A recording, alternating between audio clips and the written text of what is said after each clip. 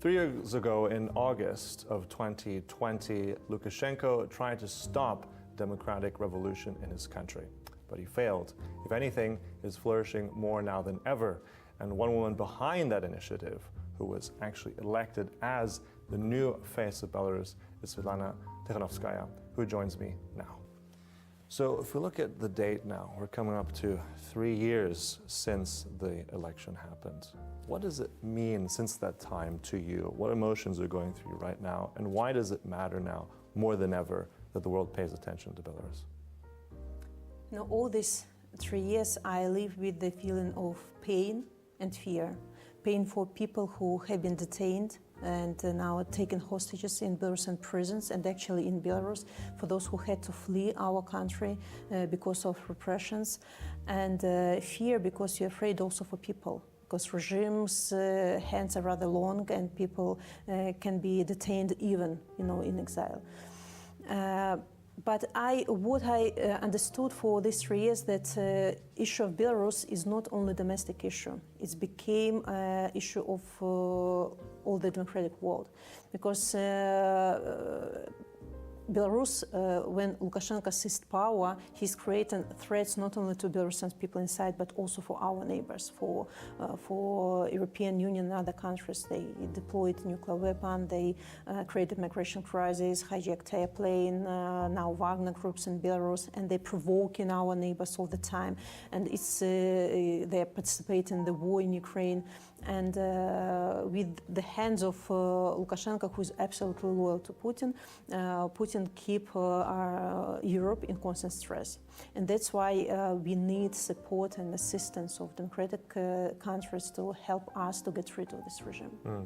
I mean, it's been a battle for you from the start. I know you went into this out of the love for your husband, but at the same time, I think the world has also now shaped you. You are very much, from many eyes in the world, the de facto leader of the opposition, leader of Belarus. As much as you don't want that mantle, that's what many people see you as. But as you said, these threats are increasing. I think for a long time, as you've traveled not just around the region, you've traveled around the world, speaking to President Biden, other leaders around the world, you've been received at the very highest levels. You've been saying about this cause that the world needs to pay attention to Belarus. We've just mentioned here that threats have also increased. They've been emboldened in a way. Lukashenko feels more emboldened. Is that because the world and the West didn't listen to you earlier, didn't do enough right after 2020? I think that there were signs of undecisiveness from the side of our democratic partners, and this undecisiveness is perceived by the dictator as weakness. And they are testing all the time the borders or the red lines, how far they can go before the reaction will come. We saw this with the hijacking of airplane. Look, we broke international law, what will be your reaction? Yes, there were some sanctions. We put in prison thousands of people. What will be your reaction? So some people have been, some sanctions have been imposed on people and some organizations. We are participating in the war. We create a migration crisis. We send helicopters, to cross the border with Poland. What will be, they widening the borders. And we see now that appeasement doesn't work. Until they see that democracy has teeth, they will provoke more and more. We see how dictators are creating alliances between themselves, to fight with democracy. And democracy at last has to show that democratic politics is powerful, is effective. And what we see now that, the war in Ukraine has started and the Belarusian regime became part of it. Now we see the signs that some negotiations are going on in this or that country, but the Belarusian voice is not heard there. I really hope that our biggest allies, Lithuania and Poland, will be our voice on during these negotiations. But we don't want Belarus to be seen as consolation prize for Putin. So we'll defend Ukraine, but Belarus, okay, it's already under influence of Russia, so we leave it like this. No. Belarusian people are against this. Belarusians see Belarus as part of European family of countries. We want to be candidate in the European Union, but we can't do this alone. We need your support on the highest political level. And Belarus is important for the future architecture of security in the whole region. Without peace and peaceful independent Belarus, there will be no stability.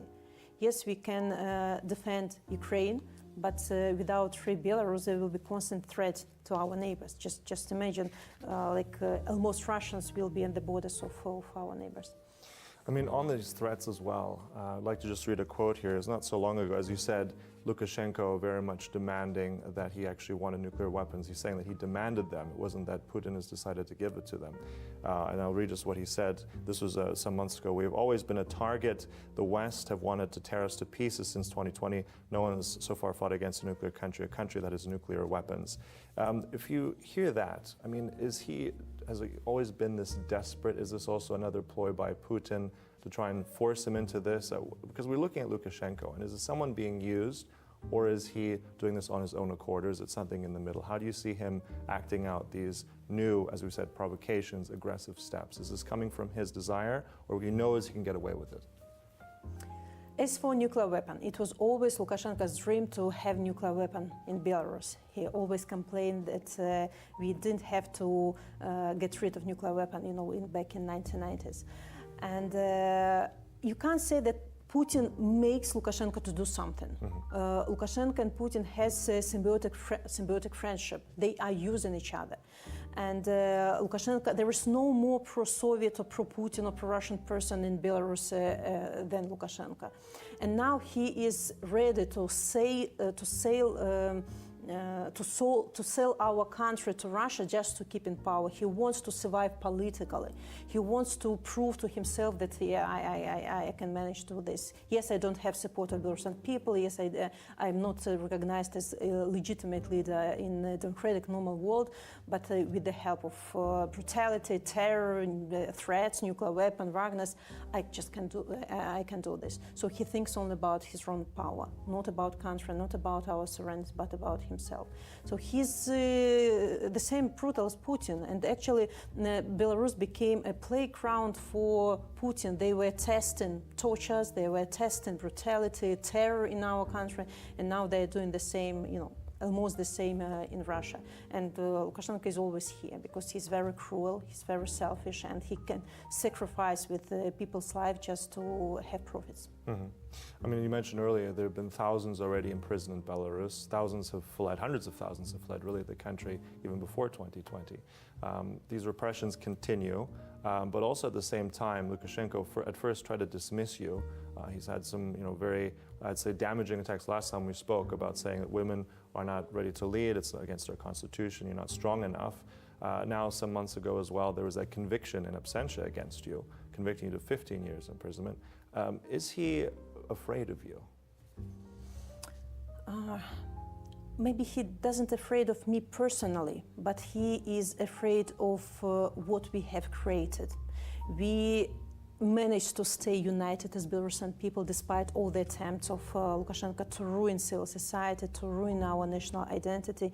He's afraid that I can inspire people and people instead inspiring me. He's afraid that he can't return Belarusian people to previous set of mind. That Lukashenko is our boss and we just have to live under these circumstances. He will not be able to change people anymore, and he's afraid of this. And maybe, of course, he underestimated women because, we are really, I'm like not politician, I'm a person, I'm a mother who want my children and children of Belarusians, to live in normal democratic country. He underestimated our persistence, our strength, our desire, for changes.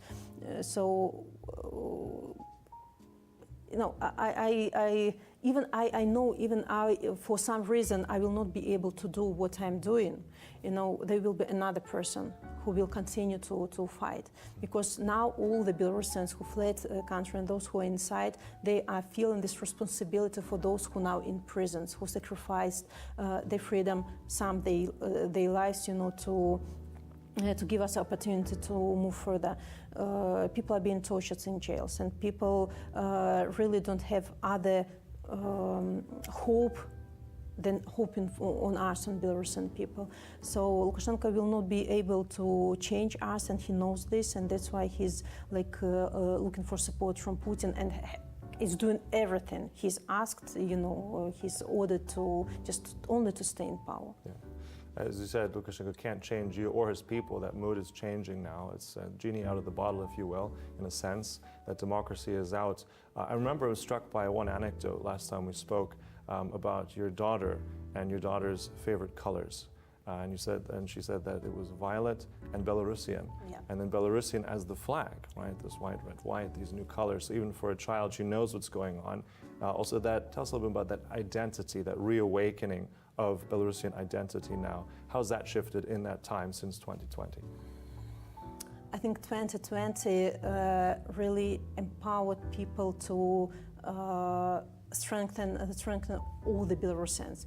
Now we see the signs of Russification inside Belarus, and if you speak in Belarusian language, you can be in jail. If you read Belarusian book, it's also you can be detained for this. But people realize that now language and national identity is a tool of fight, tool of resistance.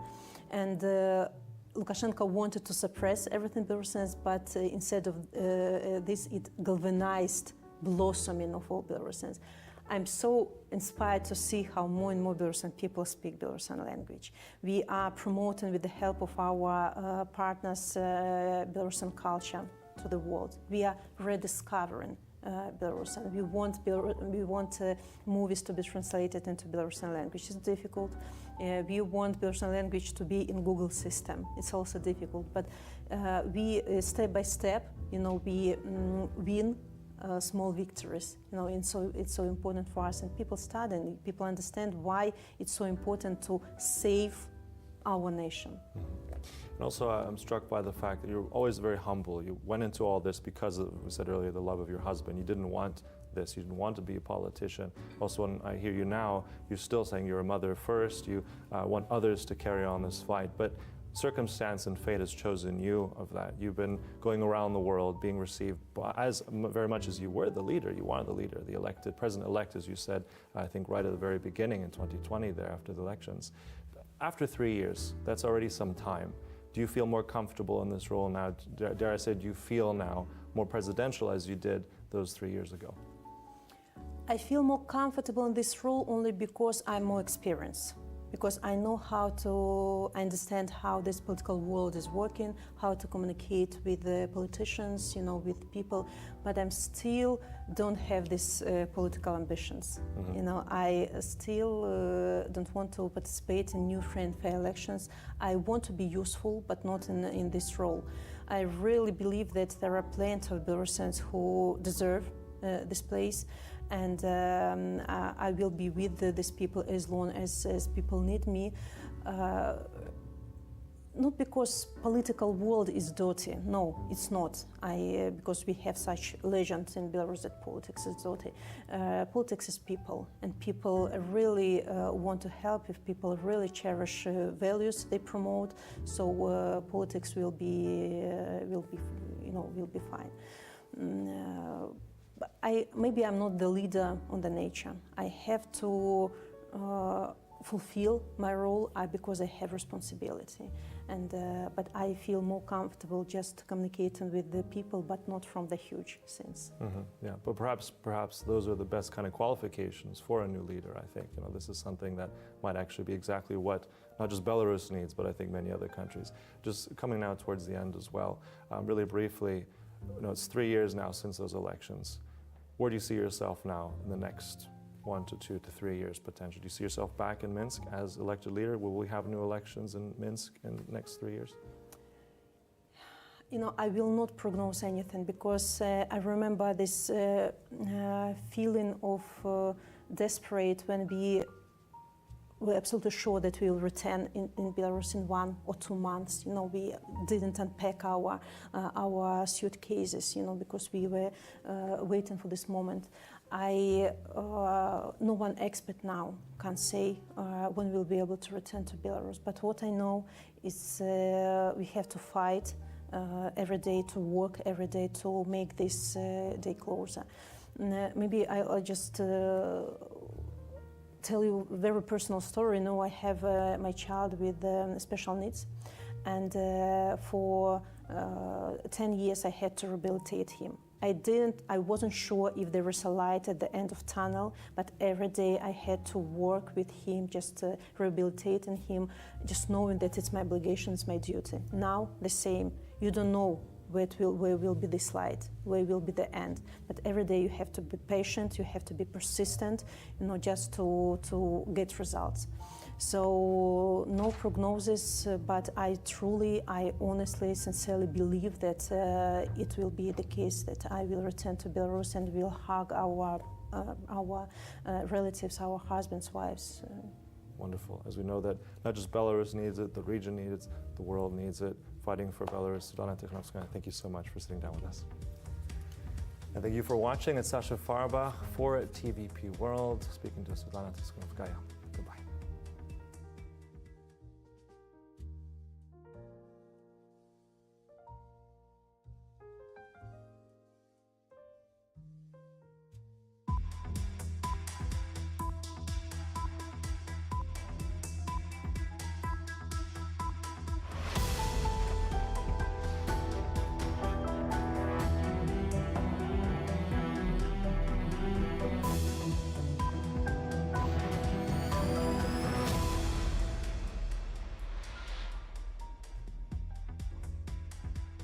Hello and welcome to World News Tonight. I'm Marie Cato. And I'm Don Arleth, and as always, let's start off with the headlines. We're starting off with Poland's election season. The Polish Prime Minister has challenged the European People's Party leader Manfred Weber to a debate. Then we'll take a look at reports that say that Russia has resorted to using chemical weapons in Ukraine. And after that, we'll be looking back on the Russian invasion of Georgia in 2008. Belarus has reignited its hybrid war at the Polish border.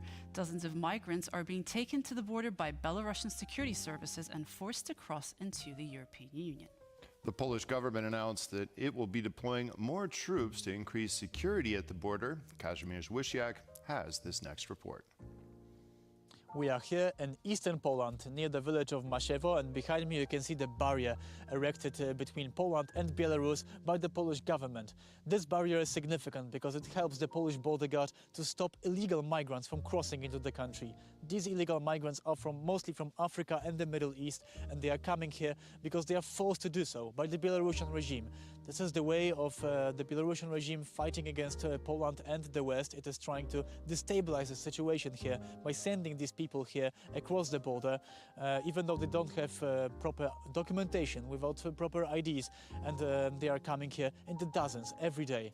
Now, the number of these crossings has increased significantly in recent days, and that's why the Polish border guard has asked the Polish government for more help to stop these illegal attempts. We need a lot more forces on the border. Hey yo. Commander Praga has appealed to the Ministry of Defense Hey to yo, deploy a new another video 1,000 started soldiers without to my Poland's input. border It just with started. Belarus. It just started.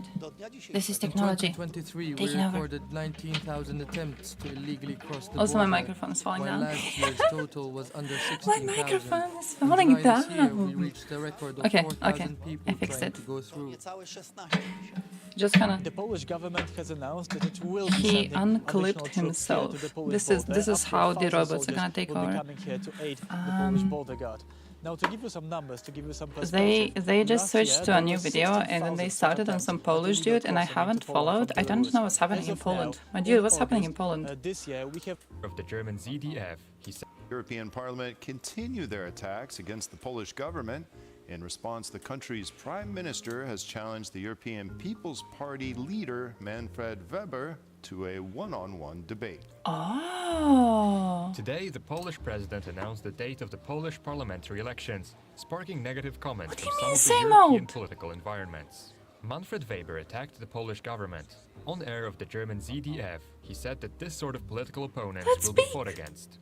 If Germany openly admits it will interfere in Polish elections, they should do so ready to defend their ideas. In response, the head of the Polish government invited Weber to a debate. Stand to a debate. You accuse us of bending the rules? Say that to millions of Poles in a televised head-to-head. Politico contacted co-workers of Manfred Weber, Oh, beat asking him if up. the EPP head will indeed take part in the debate. The reply was, "We are not denying this possibility." And now on to the war What in a Ukraine, where Pole Kiev claims and Russia a has used German a banned in a chemical weapon. debate. A Pole and a German doing a debate. I mean, I assume he's doing the whole... I don't even know what he's attempting to do. What the Germans are actually attempting to do. This feels like one of those pokey little bullshit things. It reminds me of opposition parties in like here, I want to say. They're constantly being like, oh yeah, the government is breaking these rules, and then they actually try to speak to the government representatives, and it turns out that the government is not breaking the rules. It's just that they have the rules understanding of a 4-year-old child who's watching Twitch politics too much. You know, like those people who say that, oh, USA is sending so much aid to Ukraine, it would be better if they used all this money to help the homeless people in USA. It's that level of understanding of politics that people usually do when they talk about, you know, bending the rules or whatever on the part of government. So that would be interesting to see. Including one Polish party member shitting on another Polish party member publicly in EU Parliament. Oh wait, that's actually, I mean, based. Look, if you're not gonna hate people from your own country, who the fuck's gonna hate them? You have to start, okay? We all start our path somewhere. I don't know too much about what the Poles have been doing, though, to be honest. I know a lot about what the Irish have been doing. I know what Croats have been doing. I know something about Germans. I think those were like the main parts that I was focused on, to be honest. Who does Poland even have? Who do you people have?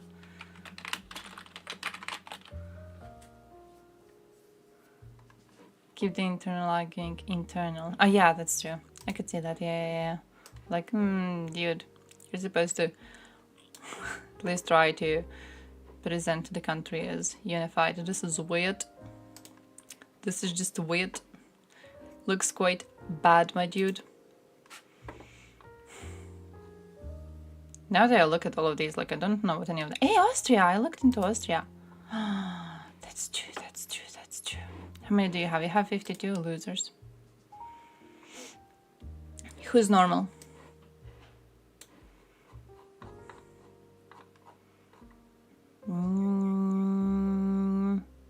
I'm trying. Oh, did you know they have a thing? Wait, how does it sound in Poles? They have a thing where like they say their name. Yeah. Adamowicz. Magdalena. Okay, yeah, they have. Because I'm wondering for some of these. Jurgiel. Krzysztof. Is this not loud enough for you people? Jurgiel. Krzysztof.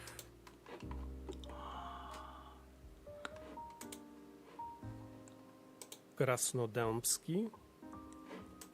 Zdzisław. Where did he put the B? It's like he deleted the whole letter from that last name. Hey yo DB, how's work going? How is work? I am done with mine, so hey. Wanna see what she's doing. Wiśniewska. Jadwiga.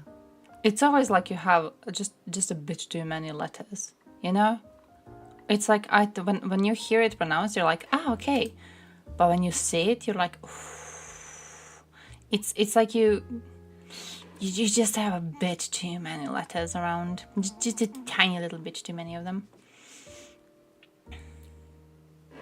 Why do I even like look into what people are doing? I usually know what I did with Croats. I went into their Twitters and I kind of like formed my opinions on them based on that. She's retweeting shit on what?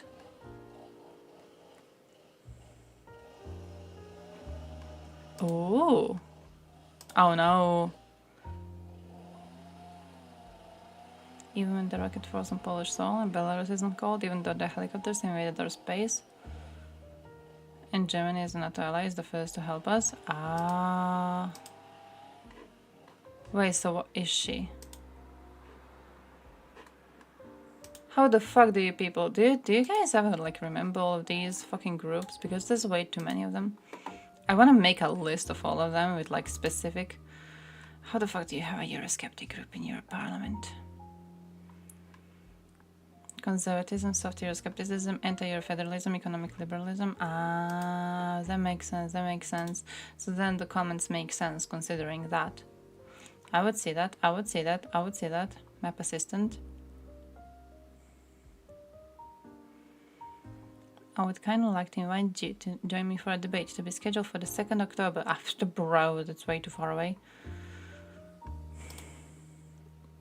That is way too fucking far away.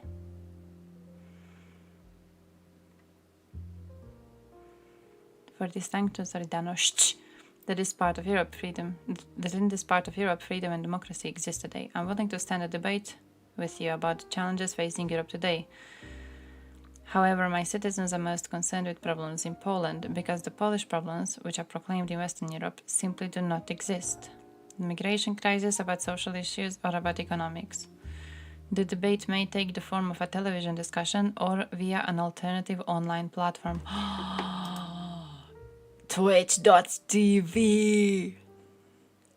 Twitch.tv. Oh dear. Okay, I'm waiting for this. Alternative online platform, Twitch. They're coming to Twitch. Oh. They're coming to kick. That's what's happening. They're coming to kick.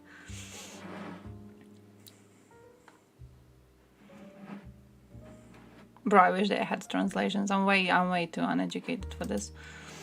The debate, bro. Man's gonna start his Twitch channel by debating Germans, and then he's gonna switch to debating Hassan. It's gonna be glorious, dude. It's gonna be beautiful to watch. Just a jump. Oh, bro, debate panels, but with MEPs. Know how cool that shit would be. Would that be like? Could you technically do that? Like, if you wanted to organize a debate panel, I know they most likely wouldn't answer. Okay, some of them would. Like, I think Sinčić is really desperate. Also, the two Irish fuckers, they're like very desperate and they don't really do much. A lot, anyways, so I feel they may respond. But let's say, hypothetically, you have someone who's a huge streamer trying to make a debate panel with just MEPs. Could you do that? Could they come to, like, a debate show and debate their opinions? No, I want MEPs. I want them to be in a fun channel. I don't want them to be like official. That's fucking boring.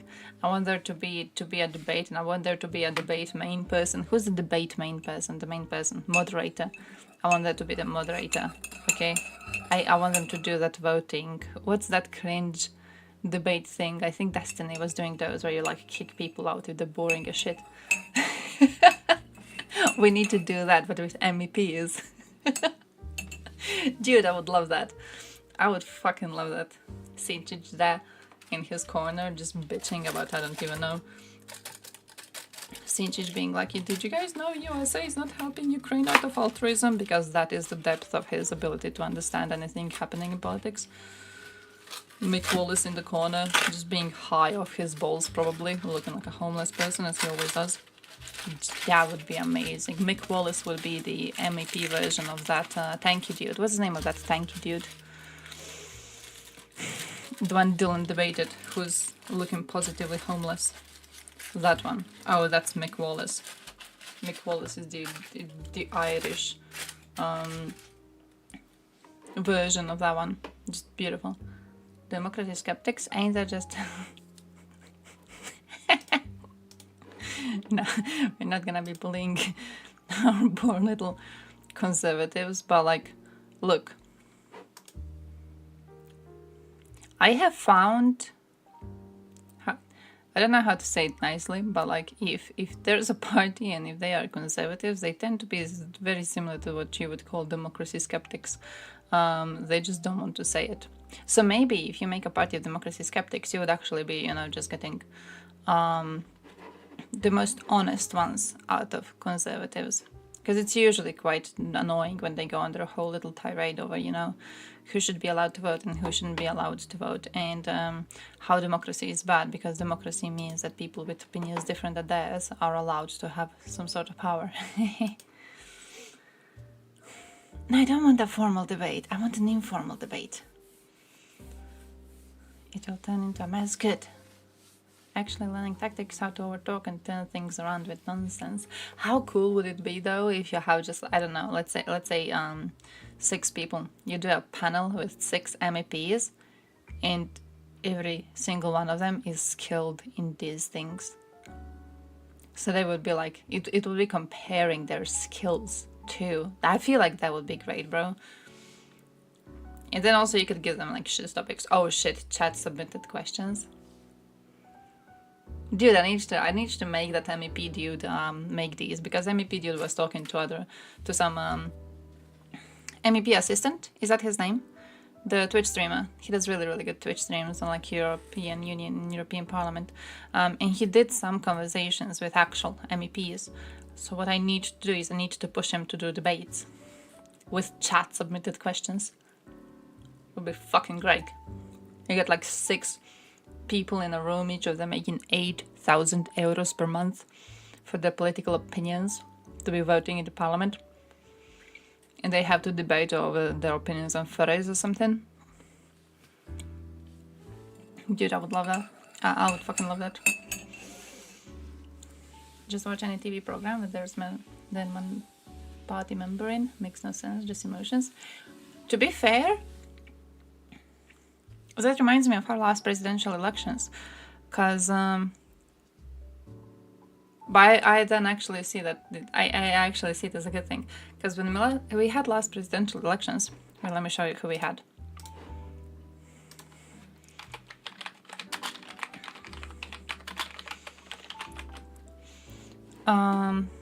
Here it is. So Mickey won. Mickey is the dude who's very into bullshit about Russia. So he has won because he was the best option. And I'm saying this with a heavy heart. But listen, in the first round, okay, here it is. When it came to favorite candidates, it was Kolinda, who was our previous president, and you know, she didn't really feel like being another president, so it was Mickey, who really wanted to be a president because he really wants to feel like his life has some sort of a meaning, and it doesn't. And it was Škoro. Škoro is a musician, and Škoro is quite close to Thompson, who you might remember as the dude who sings Šťavoglave. So Škoro is like a pussy version of Thompson. Now, Škoro seemed like a good candidate.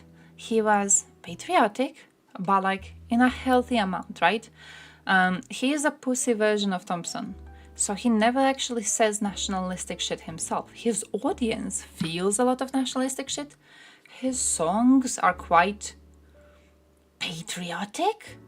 You never get the Hitler particles vibe from him, but like you know that by being very close to Thompson, he's likely in the same group of types of people, right? Well, now, the thing is, Škoro seemed like a good candidate until we got to debates. We got to making them have debates on national TV. And I remember the first time that his opinion became viral is when one of the debates was on abortion. And he basically presented the opinion that woman's family should be basically they should be making sure she doesn't make an emotional decision if a woman has been like raped or something, right? Her family should be by her side to make sure she doesn't make an emotional decision over whether to get an abortion or not. To which a lot of people are like, and then he messed it up a little bit later. And then people connected it also to Thompson and the fact that Thompson was an amazing man during the war, but a horrible man to have around during peacetime. Thompson went to an anti-gay pride event at one point, marching through the city and everything against gay people. And when they asked him why is he marching around against gay people, he was like, oh, it's because this is against the Bible. And someone was like, bro, aren't you divorced? Just never talked about that again. He never fell into the same trap. It was one time that people managed to like actually catch him in this bullshit, because according to Bible, a divorce is like, you don't. A divorce is something that we allow in the church, but like according to the Bible, you cannot get a fucking divorce. So, you know, him being like, oh yeah, being gay is against the Bible, while being a man who is divorced was interesting to see. Skoro doesn't fall into those same types of traps until he is presented with a situation in which he has to speak his mind without proper training previously, which makes me think that it might actually be quite fun to have these debates, because quite often you will get politicians there who are kind of shit. Like, Skoro was just shit as a politician. He was okay as a human, if that makes sense. He wasn't ever too harmful, IRL. He was never lobbying for anti-abortion groups. He was never lobbying for religious groups or stuff like that. He was never, like, too bad. He was kind of existing, singing his little songs, just being around. He plays a lot into nostalgia, not even Yugo nostalgia, specifically Croatian nostalgia. So like the nostalgia of old Croatian villages and how we used to be playing those little tamburice, bim, bim, bim, bim, stuff like that. So never too harmful of a person. But then he went into a debate and then he wanted to speak his mind, because he was trying really hard to be honest, but also to say it in a political way, and it failed. So that makes me think I would actually love to see panel debates, because we might see more stuff like that. And I'm always up for, you know, politicians embarrassing themselves. They get 8,000 euros per month. I want them to cry on stream. I want them to cry. I want them to be asked about like the worst thing that happened to their life, and it was some random Twitter user who found out about it. Divine seed of a rapist. He's one of those people who are like, I think genuinely he would never actually go and oppose the right to abortion in Croatia. He just never was too involved in those circles, you know. But like, they managed to get out of him that he is against it. And still, it's a bit weird thing to hear from someone in our political situation. You don't want even someone with those types of thoughts, you know what I mean? Like the second you say, oh, I'm not sure if women do abortion just for stupid emotional reasons, and if someone should make them reasonable before making this decision. In Croatian political situation, that's a very controversial thing to say, because we do have some political actors who are trying to take abortion rights away. They're not too strong, but they do exist, and they are constant. So it's they never get too many votes, for example, but they always try to get to elections, and they fail every time, but they still go and go and go and go. Sometimes they get a little bit more support, sometimes get a little bit less. It's always not enough to give them any sort of power, but still they're like constant. And you know, as a woman, I do feel relatively threatened by their existence. If one time we slip up on elections and we allow them too many votes, it's gonna be fucked. So, you know, when he was going for the president and when it slipped out what he actually thinks, it was it was very, it was a thing that lost him a lot of votes. You can fuck, but you have to release the seed on the ground. Isn't that a waste of seed? According to Bible, you can actually have slaves. You can also be selling them. Don't they have like a whole thing over how much you should sell them for or something? Bible's fucking weird, my dude. Hey, yo, bratik. Catholic. Catholic? Yeah, I was raised Catholic. I'm not religious, personally. But I was raised Catholic. My family is, I want to say casually Catholic. So not really too much. They kind of they go to church casually sometimes. It's more of a sense of national pride is something that that's a thing here. It's like you don't go to church necessarily because you're Catholic, you go to church because you're a Croat. So they will very often talk about how before the war, just when the war was coming to the area, how you weren't allowed to go to church and how Serbs were making a list of all Croats who would go to church. My mother's always very, very proud about the fact that she was one of the kids who would go to church regardless. So, Serbs would be writing your name around anyways, and she would just still be going out of some sense of like national pride, right? So it's, I think just casually kind of it's already in the culture. Trans chicks, ooh. Oh, there is, but like they always, from experience, you can't go to a church to meet a trad chick. How do I say this? It's not like you can now go to a random church and anyone's gonna care about you in that way. You have to be a church member when it comes to traditional chicks. I know a couple here who were raised in way more religious families than I was, and it's like when it comes to dating, I don't want to say options. When it comes to who they wanted to date, they wanted to date only and solely men who were church members for a very long time. They weren't even thinking about anyone else.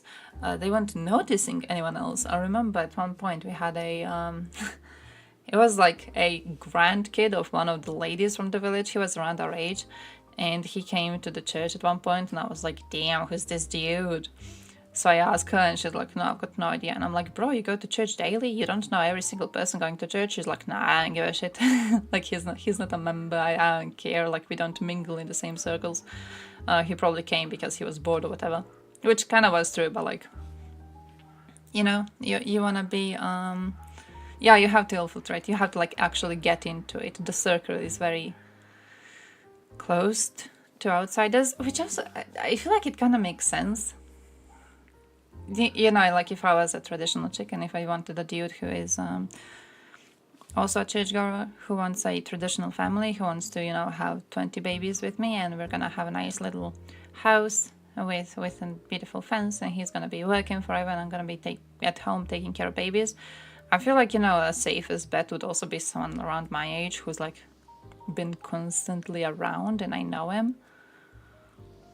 So it makes sense. You gotta infiltrate properly. You ate a truffle? Was it good? Did you know we have a whole thing with truffles? So be careful about these truffles. Because we have a thing about truffles.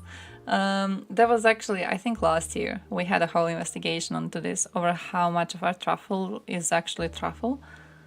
If you ate a truffle, it was probably proper, but if you tasted truffle oil, it was likely like 0.something% of actual truffle, because they like cheating tourists on it. So be careful on that.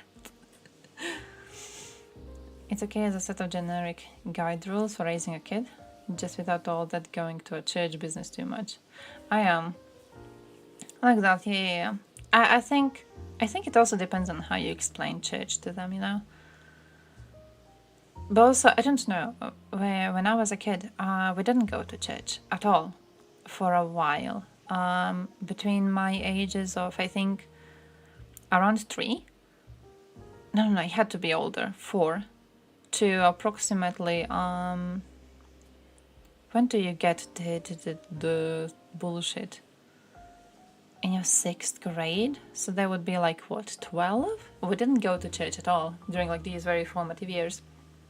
My mother was offended at a priest. We had a shit priest, and she was offended at one point because he made a remark about my brother, who was a baby at the time, and my mother was bringing him to church, and at one point the priest was like, oh, why are babies here in the church?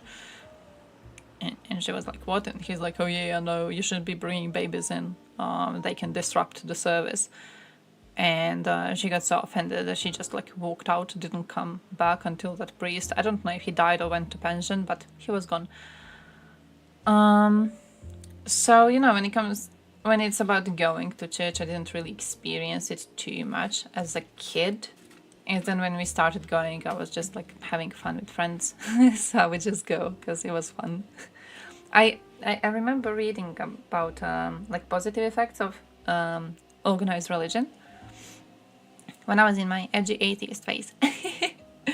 And one of the positive effects was that it built a sense of community. So as an adult, for example, you know, if you don't have any friends, you're fucking loser.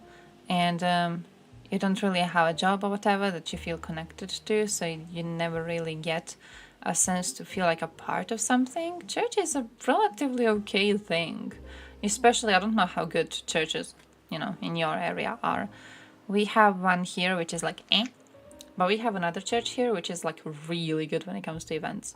They are really, really, really fucking good when it comes to organizing events. And it's some stupid ass events. It's not even like something too, how do I say this, enjoyable on its own. Like in spring, for example, the priest buys a bunch of flowers and then you can volunteer to come and you know, decorate the area around the church. He gives you little pots and stuff and you can like be putting them around.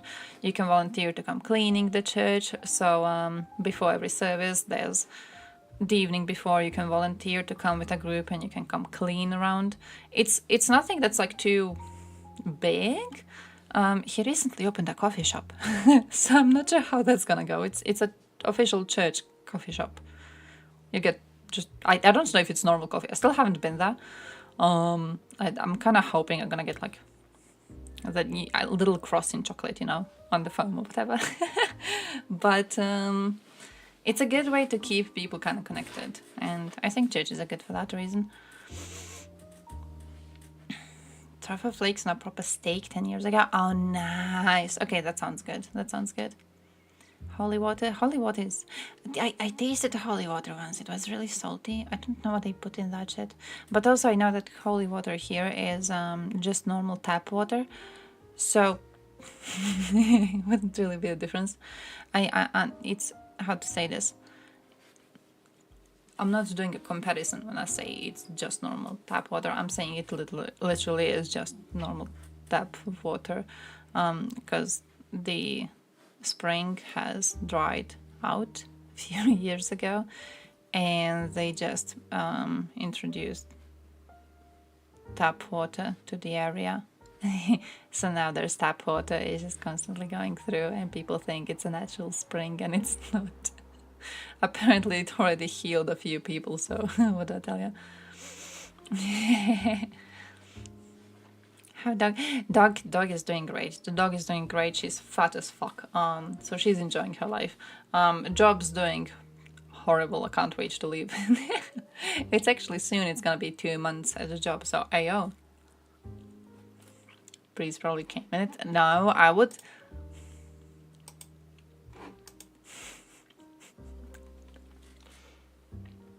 That brings me to a question though.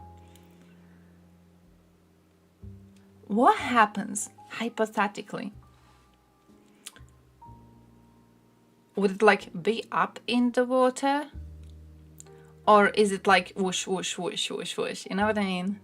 Like would the entirety of water have some sort of amount of cum, or does it like go up? Is the consistency different than water is? How does that work? What if they asked you to stay? They did. My boss recently, she was like, hey, what do you think about doing this long term? And I was like, I think no. And she was like, oh, okay, maybe you change your mind. I don't know what sort of an answer she expected. Because I'm kind of taking... Yeah, go. No, unironically though, I'm not joking. Go and try. I'm interested. Like, I wonder, do you think it would go to the bottom? Would it do the oil thing where it like separates in the upper layer, or would it do like the to like, I don't know, sugar or whatever, by just kind of, it's everywhere and it's gone, you know. So like the entirety of water has an amount of it. Yeah, come. What will happen? It dissolves in water. It's like the entirety of water would have it. So if you have a bottle of water and there's an amount of cum in it, water would just look a little bit blurrier, I guess, but like that's it. You wouldn't have the layer down or on top.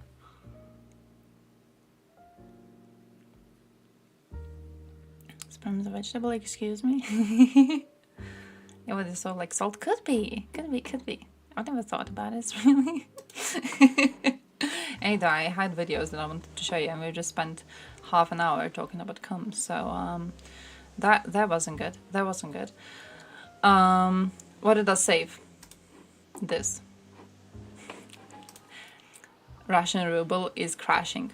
Right now, as we speak, it's getting worse than ever, and they're trying to keep it in their like acceptable area, and it doesn't really seem to be working. Soloviev was quite pissed off about this. I have to open Twitter for this. I had him saved. I had him saved bitching about that shit. But he was pretty pissed off because he believes that Russians were betrayed by their bank, which is an interesting way. Oh, here he is. An interesting way to, you know, take responsibility away from Putin and his shitlords. Like, oh yeah, it's the fault of the central bank, bro. But look at him. Всю страну на уши поставил и даже не объясняет, какого хрена курс так скачет, что над нами вся заграница теперь смеется. Самые слабые, одна из 3 самых слабых валют у нас рубль. Благодаря гениальной политике Центробанка, который даже презирает народ, чтобы хоть слово ему сказать о чем-то. Долбанный Центробанк, который всю страну на уши поставил и даже не объясняет, какого хрена курс так скачет, что над нами вся заграница теперь смеется. He wasn't very loud in quite a while, guys. Okay, he wasn't loud in such a long time. I was waiting for this. You remember when it was like last year, and the invasion was going really badly, so he was constantly bitching about it. I loved that version of Soloviev. I loved him being miserable, and he was not miserable until very recently. Sam, I'm just enjoying this. I'm fucking enjoying this so much, my dude. Can't blame Russian boomers for being addicted when this is your broadcast. I mean, fair, actually. He is a funny little person. That is true. Also, I got this in recommended. It said Vlad Vexler viewers also watch this, so we'll see who he is. Hi, and put him on faster. Calls.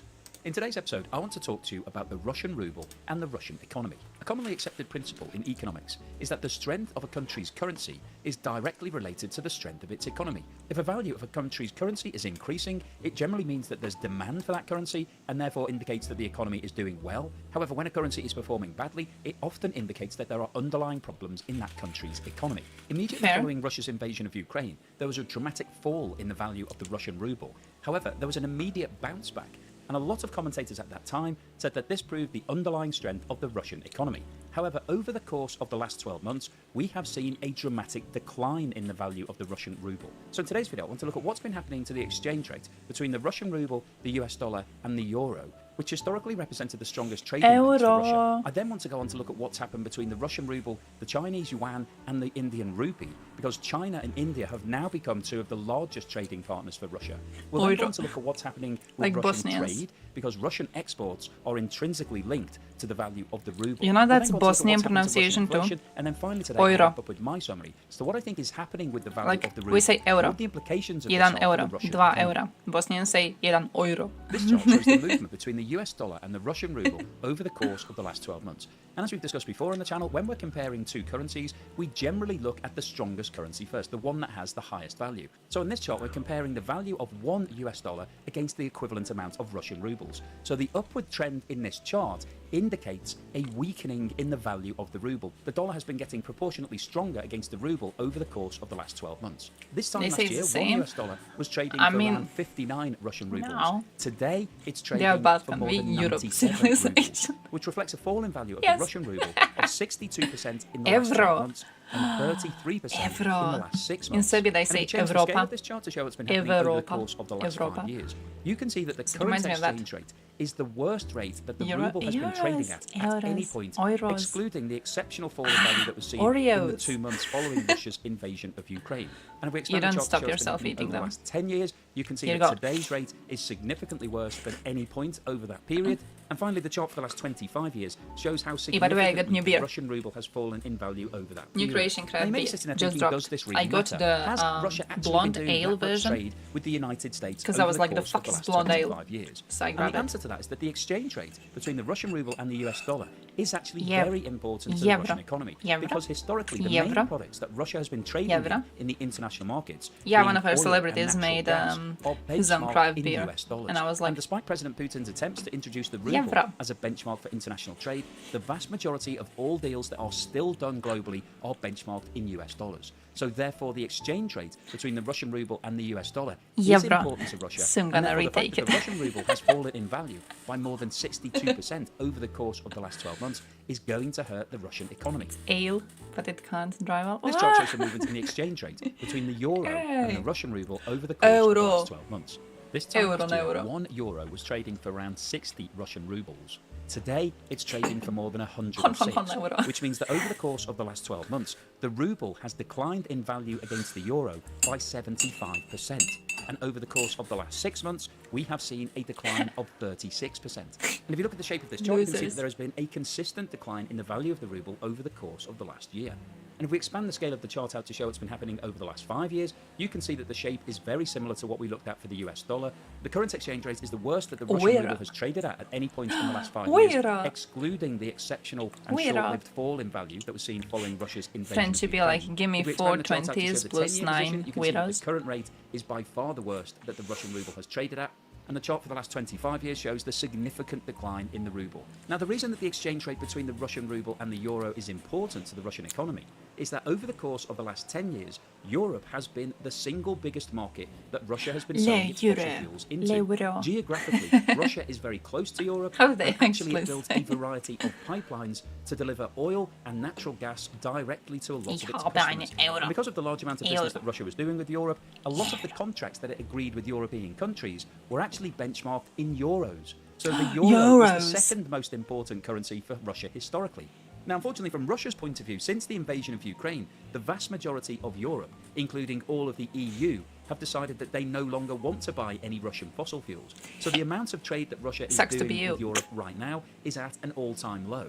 However, the exchange rate between the Russian ruble and the euro remains important to Russia because it's importing a lot of goods. As I mentioned, geographically, Russia is very close to Europe, and therefore it's importing a variety of different items. And all of those items are priced in euros, so when the value of the Russian ruble falls Famously, against it's the euro, importing our those HIMARS imports rockets. become proportionately more expensive. This chart shows the exchange rate between the Chinese yuan and the Russian ruble over the course of the last 12 months. This time 12 months ago, 1 Chinese yuan was trading for around 8.8 Russian rubles. Today, it's trading for around 13.5 Russian Importing rubles, them which right represents into a their fall asses. in value of the Russian ruble of 53% over the last year and 28% over the course of the last 6 months. And if you look at the shape of this chart, once again, you can see that over the course of the last 12 months, there has been a consistent decline in the value of the ruble. And if we expand the chart out to show what's been happening over the last 5 years, you can see that the shape is very similar to what we saw for the euro and the US dollar. The current exchange rate is the lowest that the ruble has been trading against the Chinese yuan over the course of the last 5 years, excluding the exceptional period immediately following Russia's invasion of Ukraine. If we expand the position out to show what's been happening over the last 10 years, you can see that the current value of the ruble is the lowest for the last 10 years.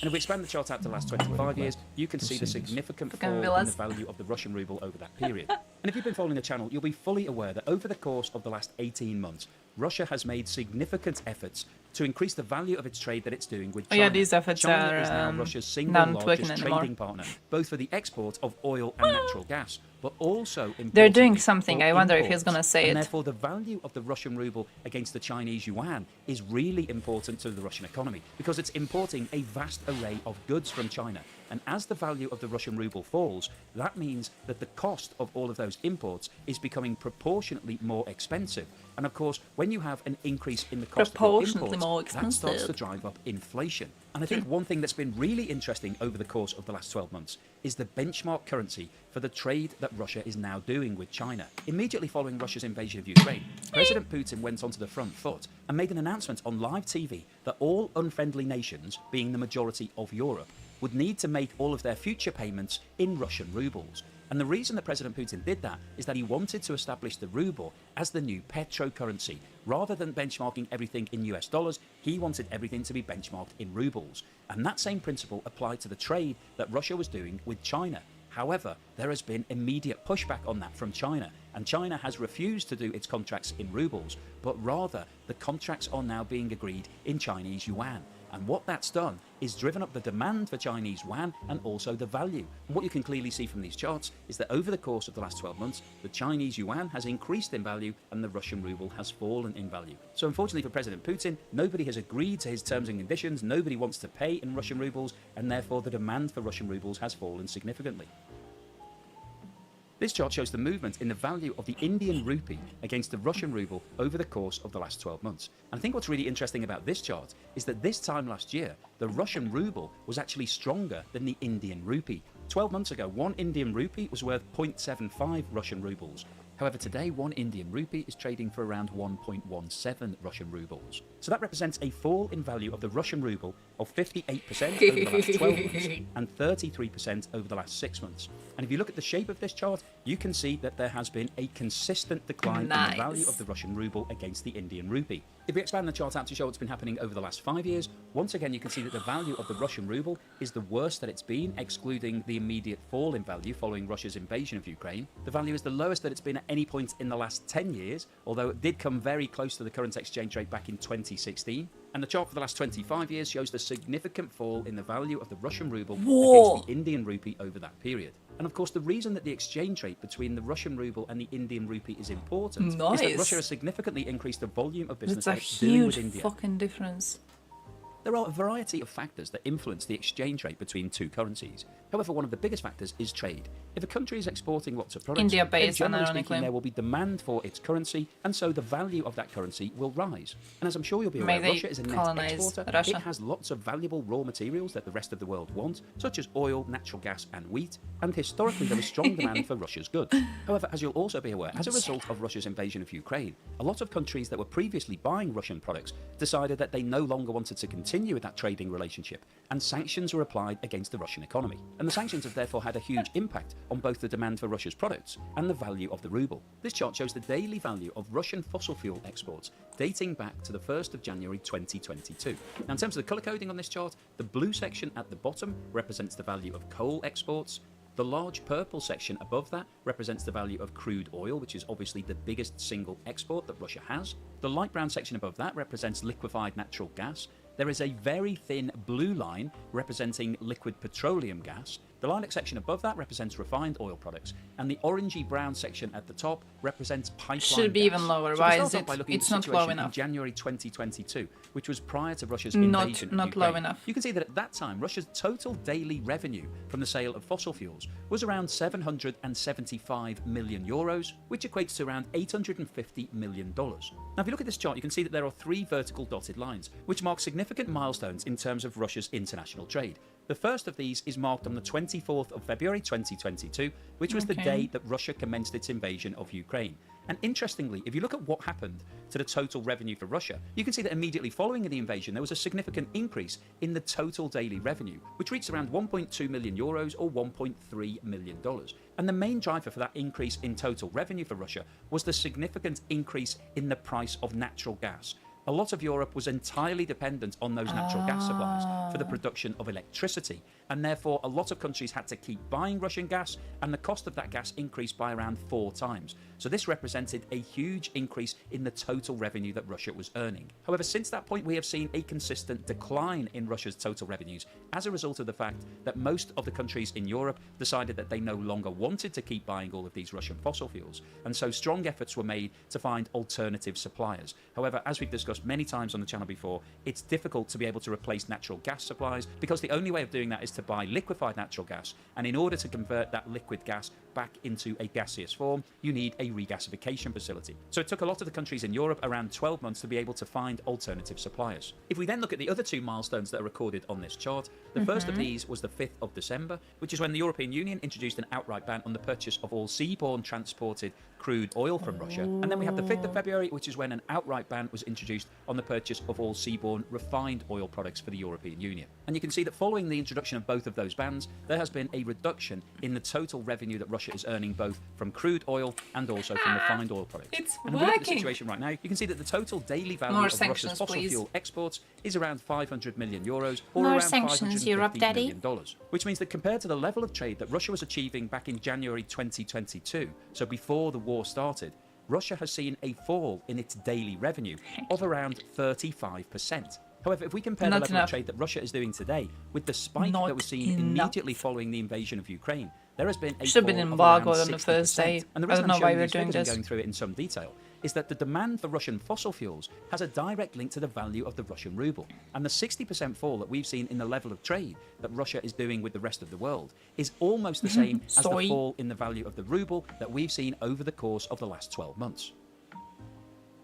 Now, one of the reasons that the exchange rate for a country is important is that it usually has a correlation to the level of inflation in that country, because all countries have to import goods. And when the value of your currency starts to fall in the international markets, it makes all of those imports more expensive. If you're buying things that are priced in US dollars or euros or Chinese yuan, then the cost of any goods that you're buying that are priced in those currencies will increase when the value of your currency falls. As we discussed earlier in the video, the international benchmark currency for international products is the US dollar. So if 2 countries don't want to use their own currencies, things will be priced in US dollars. However, as we also discussed, countries like Russia and China are now trying to move away from using the US dollar and using their own currency.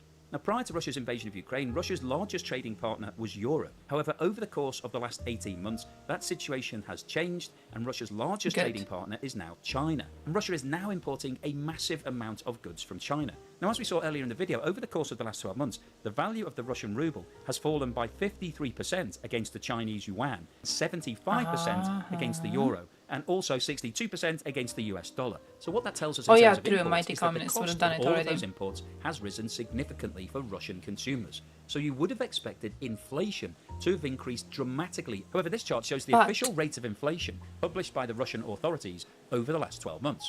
So you can see that this time 12 months ago, the official rate of inflation was 14.3%. However, between August 2022 and April 2023, there was a consistent fall in the level of inflation.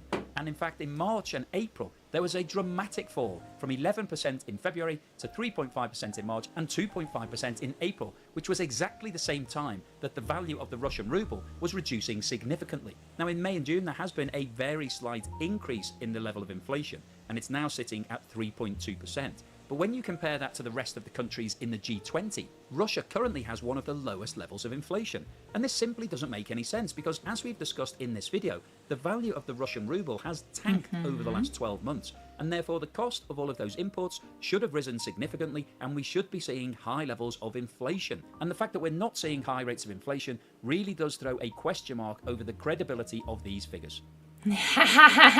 So what's the summary and Basically, conclusions? Russians Well, I lying. wanted to post this video because the value of the Russian ruble is a really important topic. Really Ever long since way Russia to be invaded like, Ukraine, there has been a lot of debate. they full in the of shit. press. A lot of people saying that the value of the currency has a direct link to the strength of the economy. And in the immediate aftermath of the invasion, when the Russian ruble did strengthen significantly, there was a lot of talk saying that this was because Russia had large quantities of fossil fuels and therefore may become one of the strongest economies in the world. However, what we've seen over the course of the BRICS last 12 superiority, you months is a remember that? significant and consistent decline Haven't heard in the about Russian BRICS ruble in a while. against all of the major currencies. The fall in value has not What just are the been BRICS against the US fanboys dollar, doing? it's been against the euro, the Chinese yuan, the the Indian rupee, and a variety they of forget? other currencies. And I think the fall Already? in value has been really interesting because there were two reasons for the immediate increase in the value of the ruble following the invasion. The first was the fact that the size of the value of the market for Russian rubles decreased significantly. Most countries in the world no longer were dealing with Russia, and therefore the market contracted overnight, and therefore made it much easier for the Russian central bank to step in BRICS and buy crumbled rubles in the itself. international market to keep the value up. However, By over the course refusing of the to last 12 trade months, in what we've seen is that the Russian central bank Russian no longer has rubble. the ability to do that because the economy has been posting large deficits and having to use its national wealth fund to fund those deficits. So money is being diverted to the economy rather than protecting the value of the ruble. And in addition to that, the increased levels of trade that are being done with China and India are not being done in Russian rubles. Neither of the Chinese or the Indian authorities want to do deals in South rubles, Africa but told rather they've been Putin agreeing they would contracts have to in their arrest own him if he currencies, showed up to which their has led to a strengthening in the meeting. value of the yuan and the rupee and a fall in the value Putin of the replied, ruble. And the value if of the they ruble arrested is him, now it would at its mean lowest war. level that it's ever been. Yeah, I'm not This is actually getting to sure a what happened with crisis that meeting. situation. And I think it'll be really Didn't he interesting send over the course of the Lavrov? next 3 to 6 months to see whether or not Russia tries to do Well, I'm something gonna about Google this, it. whether it will step into the international markets and try to push the value of the ruble back up. And the He notional stayed level in of bunker. $1 to 100 Russian rubles is very close to being Bought a breached. lifetime And it will supply be of fascinating diapers to and see he's whether just Russia staying there. tries to avoid that, or if Russia is in such a dire situation that it simply can't afford to do it. So the overall summary of today's video is that the Russian ruble has tanked in value over the course of the last 12 months against all of the major currencies. And if you see the strength of the currency being directly related to the strength of the economy, the dramatic fall in value indicates that the Russian economy is in severe difficulty. And if this trend continues, then we could see major problems occurring in Russia I think during it the hit rest of 100 and then it fell a this little could bit. put a lot And of now it's pressure getting on the closer Russian to national 100 again. reserves, which are being eaten away at the moment by the huge deficits that Russia is posting. It hopefully was you've in enjoyed today's 100 video and found already. it useful, informative, and thought-provoking. If you'd Lavrov like read to have said, then please give me a thumbs up. Thank Damn, mighty BRICS. Mighty BRICS and one BRIC member country leader couldn't go to another BRIC member country leader in fear of getting arrested. Guys, the West is falling for sure. Russia Africa Summit. What are they doing? What do they do, little bitchy boys? He considers attending G20 summit in person. Oh, good luck, bitch boy. I wonder how it's gonna go with the Westerners if you can't go and join Africans at the summit. Good luck. No, it's the February one. We have the February one.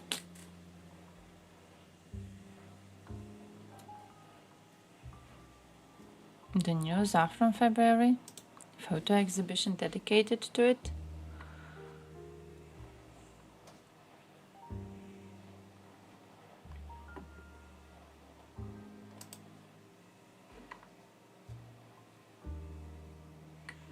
A recap was put in there?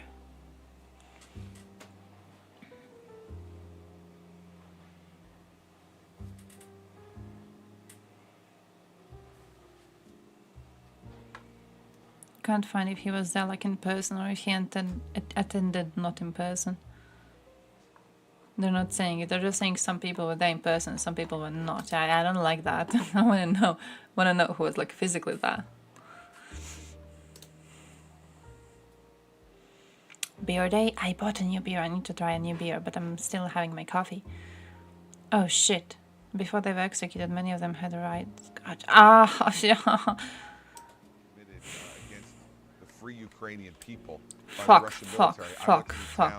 Bro, fuck all of them. Where I went to a shallow grave of 160 civilians who were executed by the Russian army. But before they were executed, Dana, for many of them, their eyes were gouged out, their ears were cut off, then their hands were tied behind their back, and they were shot in the what back the of the head fuck? by Russian soldiers, civilians, not soldiers, civilians.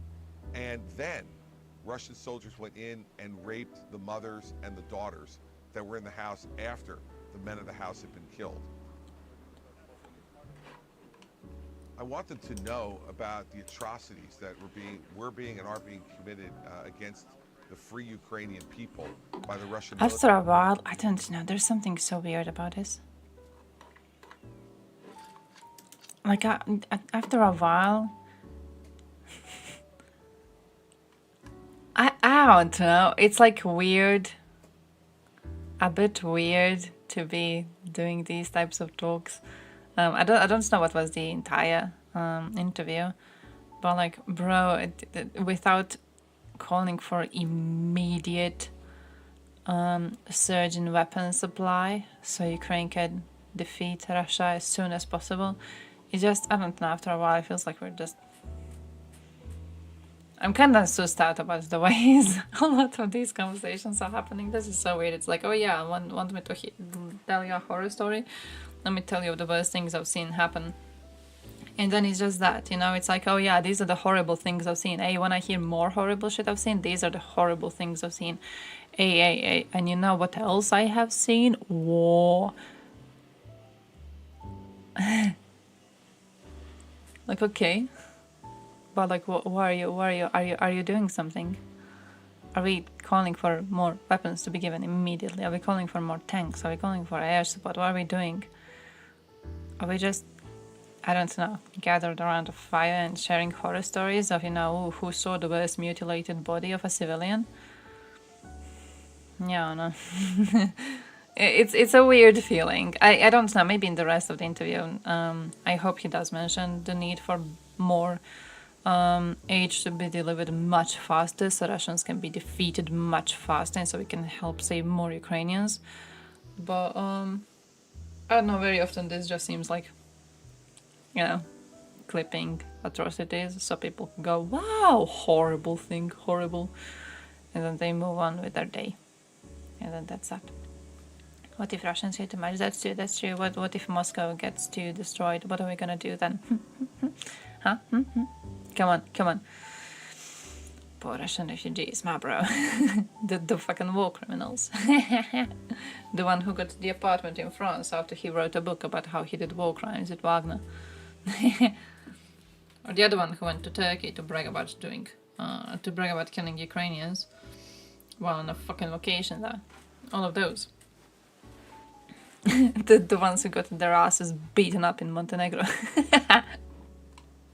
Those were the best ones. The best types of Russian visitors to your countries are the ones who get beaten the fuck up. Bro, that video was good. Yarovsky, and then the dude with the chair. Bucha movie, holy shit. Ugh. Man, I'm hoping it does something. I'm genuinely hoping it does something. He can do a career in Turkey, killing Kurds. I mean, to be fair, he probably has something similar of a career. A lot of them are already tied to other crimes, aren't they? It's like how Girkin used to be fighting in Bosnia. You know, you don't just spawn into existence and go to do war crimes right now in this war. You probably did them before, especially when it comes to people who were involved. I remember how many when we looked into like Arkan's military. There's one really good Twitter thread on this done by the Bosnian Memorial Twitter account, and they collect images of Arkan soldiers in Bosnia, and there's Girkin, and then they compare like the images where he is to images of other Russian soldiers, and then to Russian soldiers who were bragging about invading Ukraine back in 2014, and so many people were just in both places. They were just there. They went and they killed, and they went and they killed, and they went and they killed. And now we're being like, oh, so horrible, these Russians are going around killing. Want me to tell you what I saw at the time? Yeah, people need fucking movies and TV shows to care. And then even like if they do care, I don't know if they're gonna do something. You know, like even if they do give a shit, are they gonna give a shit enough? Is it gonna be the type of giving a shit to actually give us stuff? Or is it gonna be the type of giving a shit so that, you know, sometimes they sit at a dinner table and one of them's like, hey, have you seen the new situation in Ukraine? Let me tell you what I saw in the news. I saw civilians butchered. And another one is going to be like, yeah, I saw something even worse on Telegram. And they're going to be trading around images, and that's gonna be that. Like, I don't know. That's the YouTube comments about child trafficking. Hey, I still haven't seen it. I keep on wanting to see it because I've seen so many weird Twitter comments on that. I wanna see what it is. I wanna see what it does. And I keep on like not doing that. I really should. I'm really fucking interested. I should be watching more media on this. But yeah, GG Christie, I hope he is calling for more support to Ukraine at any single possibility. Holy shit. Nigeria has decided to intervene. Shit. But fuck off. Also these types of things, I don't know, there's something so cheap about these things. I don't know, man, I don't know. Like, I don't know how you see that situation, okay? I don't know if it's, like, insulting to people. I don't know if it's too insulting for me. I don't know if I'm getting too, like, emotionally invested in this. But sometimes I try to do the thing with, like, oh, yeah, let's try to understand how this feels for, like, a person who's actually Ukrainian. I wonder how internet feels for them sometimes. And then it's like, what would be the equivalent thing to posting this? It would be that in 1990s, someone on Twitter posted, hey, what's your opinion on Slobodan Milosevic? I don't know, bro. It just... I don't know how Ukrainians keep using social media at this point. I feel like I would just be in some goddamn fucked up depressive state after seeing the shit these people are writing. It's just a fucking TV show to so many of them. Oh shit, yeah. Mariupol and Grozny signed an agreement to become sister cities. Russia leveled Grozny with earth in 1995, Mariupol in 2022, and now the two cities will be called sisters. After liberation, though, I could feel after liberation, if they actually do become sisters, that would make a lot of sense. But like, come on, what do you mean, Chechnya Prime Minister? Come on. What are you talking? Just come on. Fucking hate him. I'm just salty. I'm just fucking salty. Talking about saltiness, I saw a video in my recommended today. It was this one. Talking about seeing this as a weird little TV show. I saw this video in my recommended. It's made by TLDR News European Union. And it's like, hey, what happens if Zelensky is assassinated? I haven't watched it. I kind of planned to just go quickly through it on the stream, because I was mostly interested into why.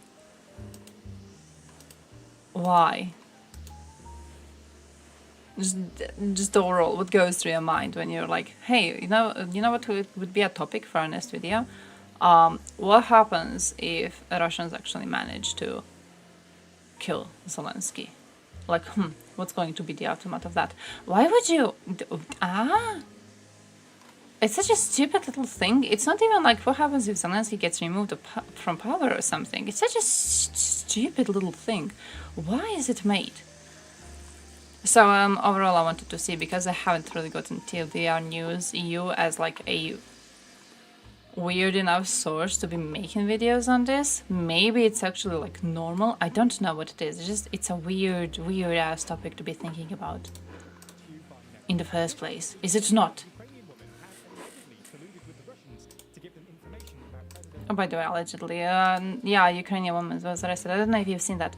I follow Sarah. Sarah is posting updates a lot lately on collaborators and how many collaborators have been arrested for given applications of Ukrainian military to Russians. And yeah, one of them was a woman who was given information about Zelensky's location to Russians, and there was an assassination attempt planned on him. So yeah. I saw her post today. Today she posted. Who was arrested today? Fuck. I know the collaborator in question is like 18 years old or something. A fucking child. Just a goddamn kid. And she was doing it for a tiny little paycheck too. Fuck, I need to find the post on this. She was doing it for a tiny little paycheck. Just...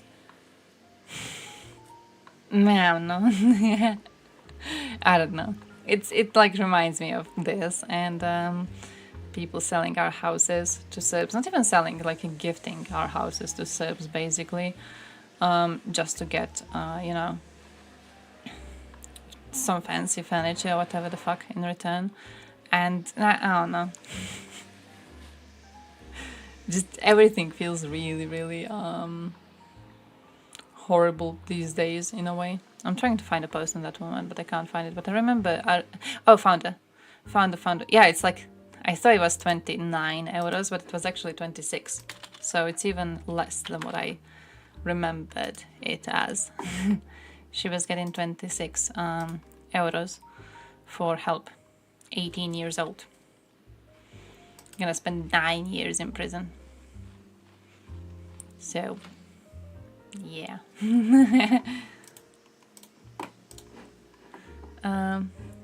What? Wait. Twitter front end more compact and faster? No. What is this? Hey, Bulgaria! What?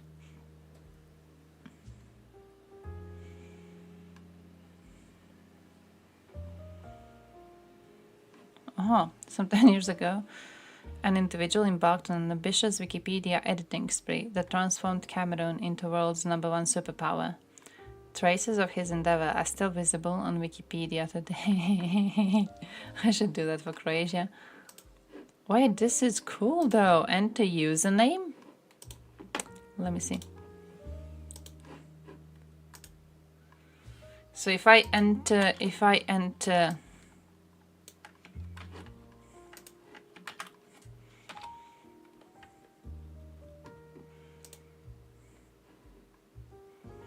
Ah, so it's like a cleaner version. And then you get all of these. Oh shit, I saw those videos. Ah, I've never used this one to be honest. I have... No, the only thing I have used... I haven't even used it, I've seen it used by other people. It was the thing where you get a thread opened in another way, so it's easier to read. That was the only thing. I have never used anything else. I just kind of go on Twitter, I bookmark a bunch of posts, and then I try to get off Twitter, because it's Twitter, and you don't want to be that for too long. It's bad. Alt frontends for YouTube? Oh, nice! I need to look into that. I know Opera browser has some options which should be similar to that. It's like removing certain I know it considers tracking, and it's also removing certain options, do I want to say. It's like you know how Twitch chat has these options if you download, is it BTTV I think, and you have the options of like hiding the tab up there with gifted subs and shit like that. They have options for hiding stuff in Twitter and also in YouTube. I think you can also edit, you can make it so that the number of dislikes is shown, and it usually isn't, something like that. It's kind of cute. Privacy Reddit plugin? The direct plugin. So all Twitter links are opening in Knitter for me. Oh, you can't post on it, but you just open on it. Oh, can't remove tracking. Okay, yeah, that makes sense. It's kind of, you can do something, but not too much, right? That makes sense. I was... it's kind of the dumbass thing, but like I never really cared too much, to be completely honest with you. I kind of exist under the assumption that, you know, especially as European Union, has a bit of stricter rules when it comes to this. Like, we can't use threads still, for example. So, you know, the rules for which social media they allow citizens to use are relatively stricter than in some other parts of the world. And then for me, it's like, yeah, okay, so everything I'm using has to be following the rules, therefore everything I'm using is relatively okayish, and I don't really care too much to look into it further. Haven't had any problems yet. It's super fast. Nice. Oh, nice, nice. Hey, yo, DB, how's it going? Goes everywhere, basically an open conspiracy to track everything. It's the world we gotta live in. Yeah. It's like that. It's because when I... it sometimes reminds me of DB on wild hemorrhoids. It reminds me of... do you guys remember when Pokemon Go was a big thing in like 2016? And you had... like, it went out, and then when it was out, people were using it very, very often for a few weeks. And then panic started in the media because someone figured out that Pokemon Go knows where you are. It has, like, access to your location.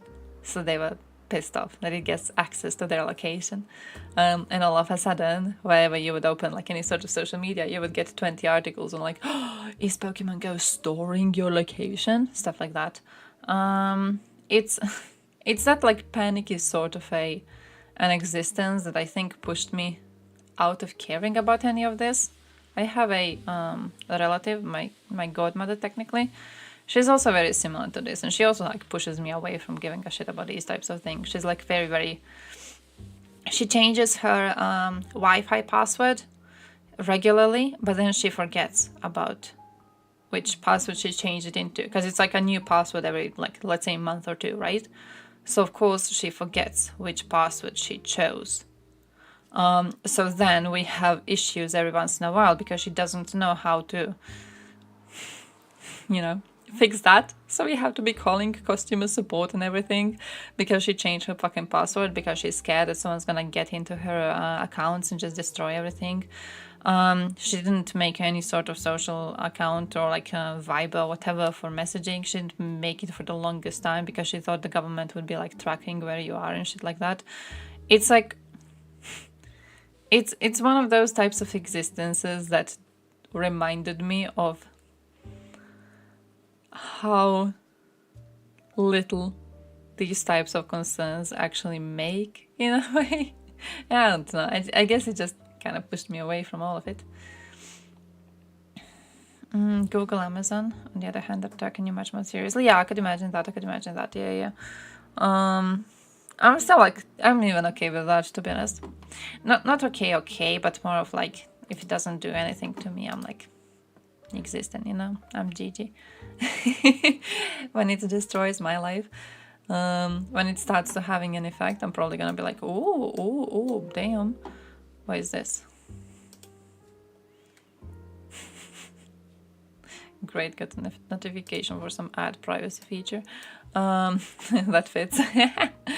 But as long as it's not having a real effect on my, you know, existence. My dude, I'm GG. When you say hello to someone, they can hear you. What the fuck, really? Shit. That I think that should actually not be allowed. And then some idiot will open a bait link that opens a backdoor in the company computer. It's always like the dumbest fucking things, my dude. Yeah, no. Just I think it's the best just to, how do I say it? Accept the fact that you will never be fully having privacy ever again. That's it. There's always an FBI agent right in your ass.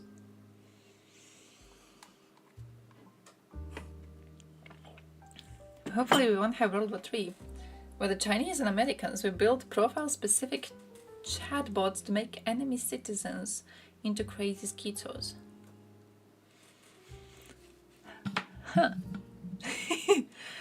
Now sometimes I look at people around me and I'm like, You're now reminding me of some people that may be speaking to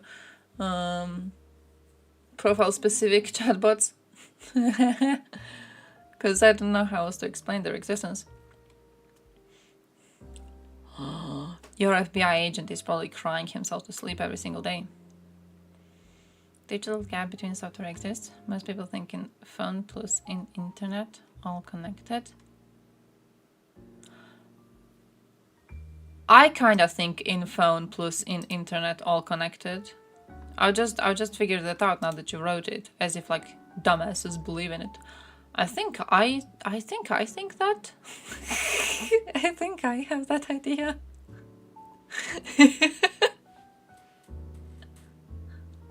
I think when you say general population, it's me that it's me there being like, hello. Defense people are talking about when they talk about TikTok. I saw a Simonian clip yesterday in which she's talking about how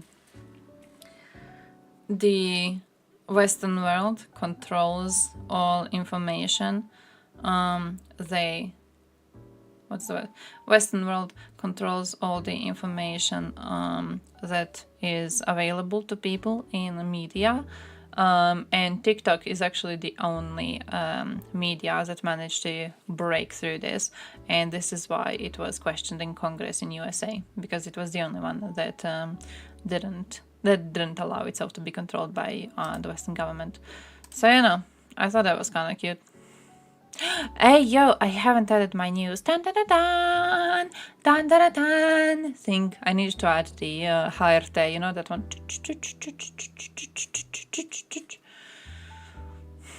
If people have that understanding, it's hard to explain the government cannot stalk you. Huh. Wait, I need to show you news about crowds. But, to some degree. But to some degree it can.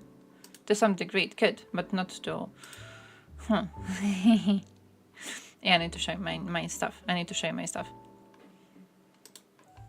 Not this, apparently, because it's not safe for stream. No, I saved this. I saved this because it's a good report. I say this because it's a good report. Suggested aliens would describe our world as a place where they subject their young to 24/7 psychological warfare.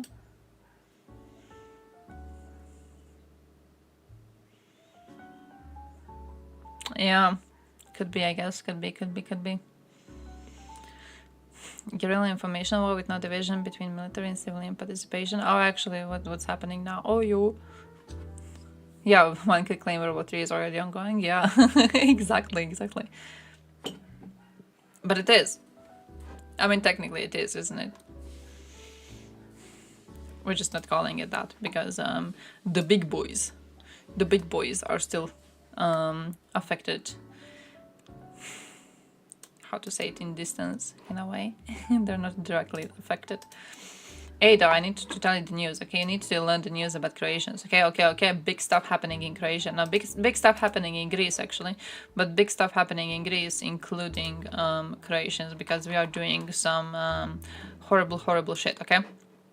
So what has happened is right now, almost 100 Croatian soccer fans are at murder trial in Greece. 97 to be specific. 97 Croatian soccer fans are at a murder trial in Greece. And the reason they are at a murder trial in Greece is because they illegally traveled. Why is the flag paused? Okay, I fixed the flag because I am able to do that. Not illegally traveled, technically, that's a lie. But basically, FIFA has banned the participation of away fans at games, which means that if there's a football match happening, I don't know, in Greece, Greek fans are allowed to come, right? But that's it. Croatian fans can't come if like a Croatian player club is playing against a Greek one. Only the home fans are allowed to come, not the away fans. It has been, in a way, introduced to control the amount of ultras going around and causing issues in other countries. And so far it has been acceptable in controlling the types of people who come to these matches. Now, they have been getting a little bit more lax recently because there haven't been any huge scandals until this. So what happened is a bunch of Croatians who were not supposed to be at the game because they were not supposed to be allowed there because away fans are banned. A bunch of Croatians traveled to Greece and then traveled to the game. The game didn't even fucking get to happen because outside of the stadium, these Croatians beat up. They were beating up some Greeks, or Greeks were beating up Croatians. Everyone was beating up each other, basically, is what's happening, okay? But one man was killed in this violence.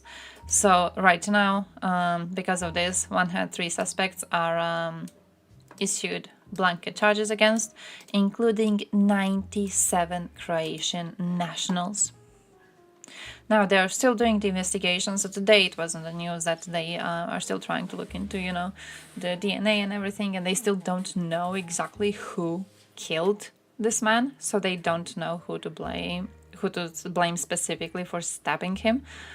So we can't assign blame fully to either side taking part in this, but I still think, you know, by the fact that away fans were banned and Croatian fans weren't even supposed to be there, I do believe we carry quite a lot of guilt, okay? I believe we fucked up in this.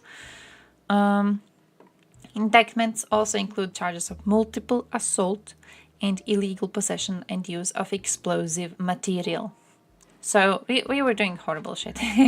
What else did I say? Yeah, I saved a bunch of other news on this, which are also, you know, the same one. It's just fucking horrible.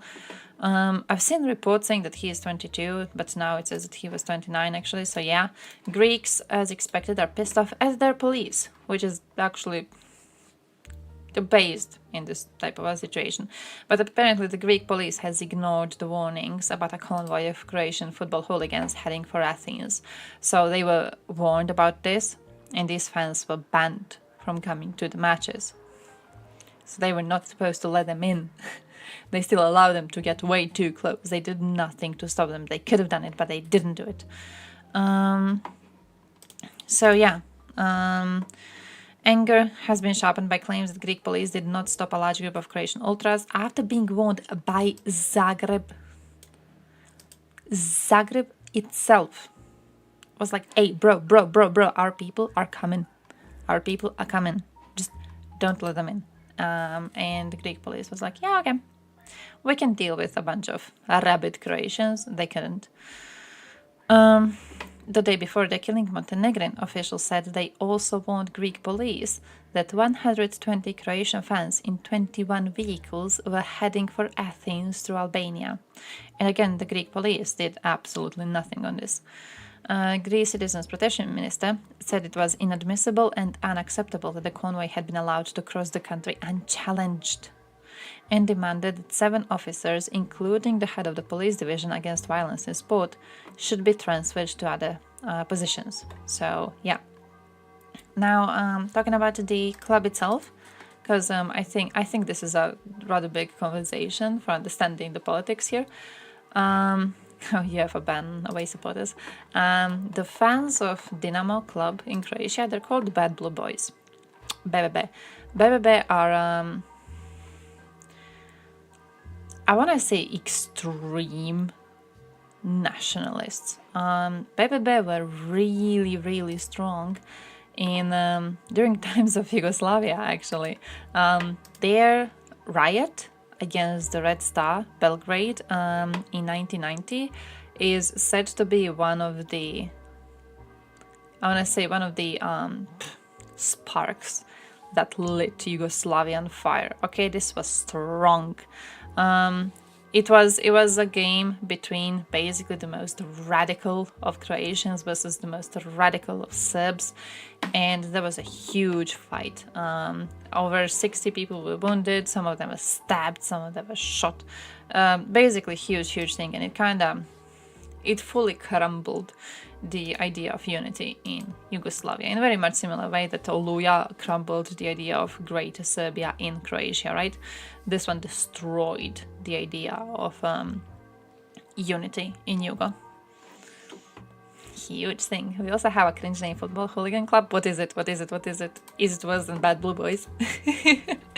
And here's an interview on this. Not interview, a documentary on it. 25 years ago this month, look at it. football match provided the spark for 5 years. I didn't see the whole of it. I don't know if it's good.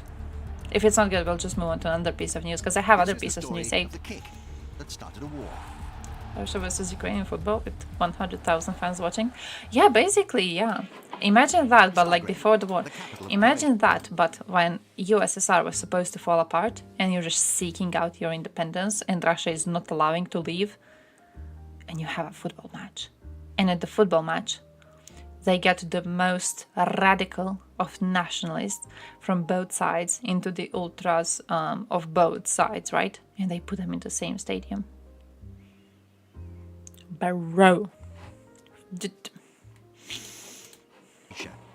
Located in the What?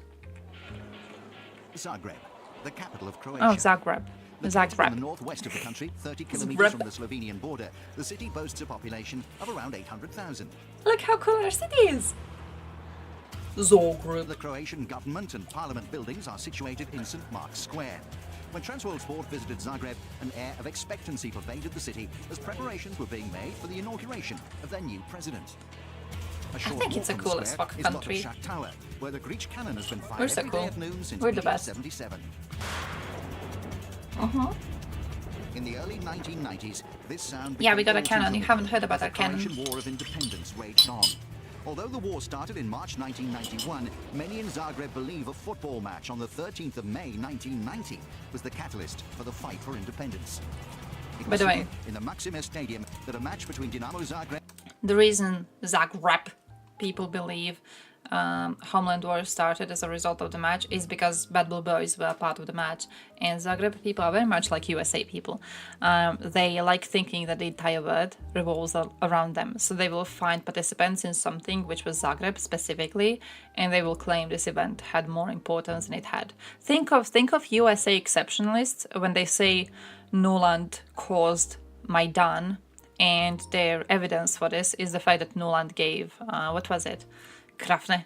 What's Krafne? They said Krafne. They said that her giving her giving donuts to some protesters is proof that USA organized Maidan, right? It's like that here. People will be like, oh yeah, this event was the main part of everything. And they're only saying that because Zagreb people were the main players at the event. So they like being, they like thinking the entire world goes around them. So group. You're just obsessed about it. So yeah, that kind of too. Flag of Tel Aviv is the rainbow flag. Same for Zagreb. For Zagreb is if there's a flag of Zagreb, the flag is a light blue envelope which symbolizes corruption. That's that. Nothing else. and Red Star The Belgrade cannon were is scheduled to take amazing. place. However, it was clear before the outset that there was likely to be trouble between the two sets of fans. Oh, I wonder Dragan why. Krušelj is a Croatian sports journalist. How did he say his name? A lot of people believe that the riots had been planned, although it's hard to be sure. Oh, Krušelj. But there's no doubt that fans on both Krušelj. sides were ready to cause trouble. We do the cannon to threaten Serbs. Had someone called Arkan amongst their ranks. He later became one of the leaders of the Arkan. Serbian rebel troops in Croatia. He would go on to wage war here, spreading fear and chaos across many parts of Croatia. He was here in the stands, and he orchestrated the behavior of the Red Star fans.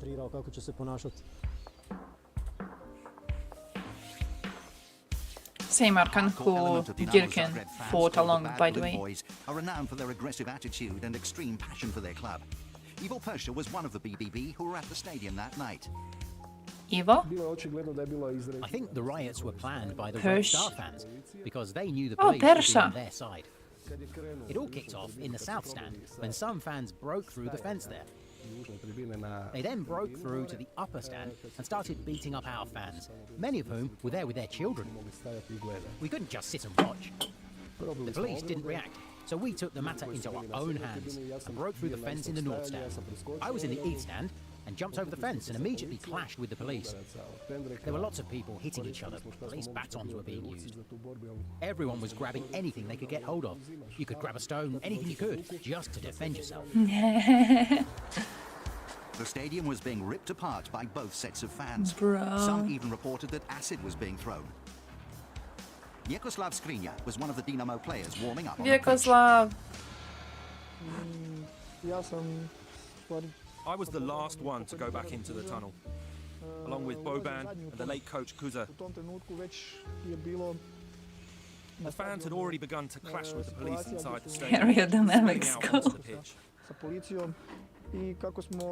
We turned around and saw what was happening on the pitch, then instinctively made a decision to go back and help the fans. Isn't it the opposite of aerodynamic? That nothing could happen to us. So why not help our fans? Wouldn't it slow him down? Because it's like pushes too strong up. To have an aerodynamics school, shouldn't it be like pointy?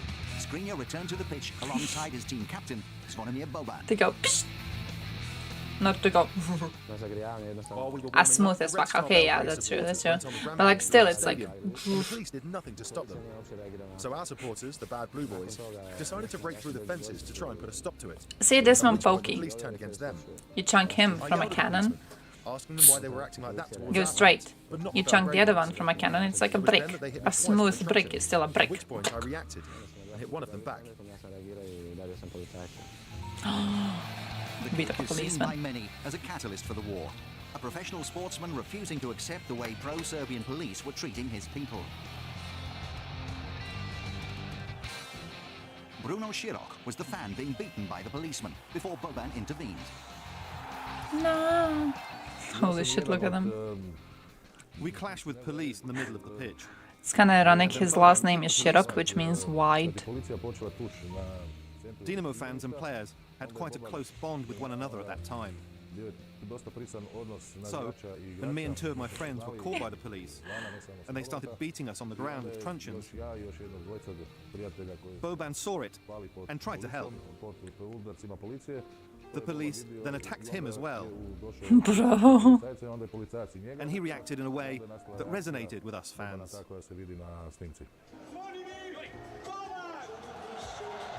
Following the incident, Boban received a 6-month ban from the Yugoslav Football Association, which resulted in him missing the 1990 World Cup. Although vilified by the Aww. Serbian press, Boban was lauded as a hero in Croatia.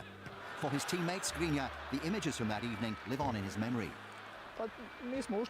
We went back into the changing room and the atmosphere was literally sickening, especially because of the tear gas that was being used during the riots. A lot of fans were running through the stands with their eyes watering, and it wasn't exactly pleasant to be in the stadium at that point. A few of the riots filtered out onto the streets. Most BBB fans escaped and made their way home. But some were BBB. taken to a police station, where the violence continued. It was different for everyone. Some, like me, ended up at the police station. I was taken down there and released after about 5 or 6 hours of formal questioning and the usual beatings. What happened to others around the town was different, but a lot of us were taken down to the police station that night and beaten up. The impact of the riots in the Maksimir is commemorated by a monument outside the Maksimir. stadium.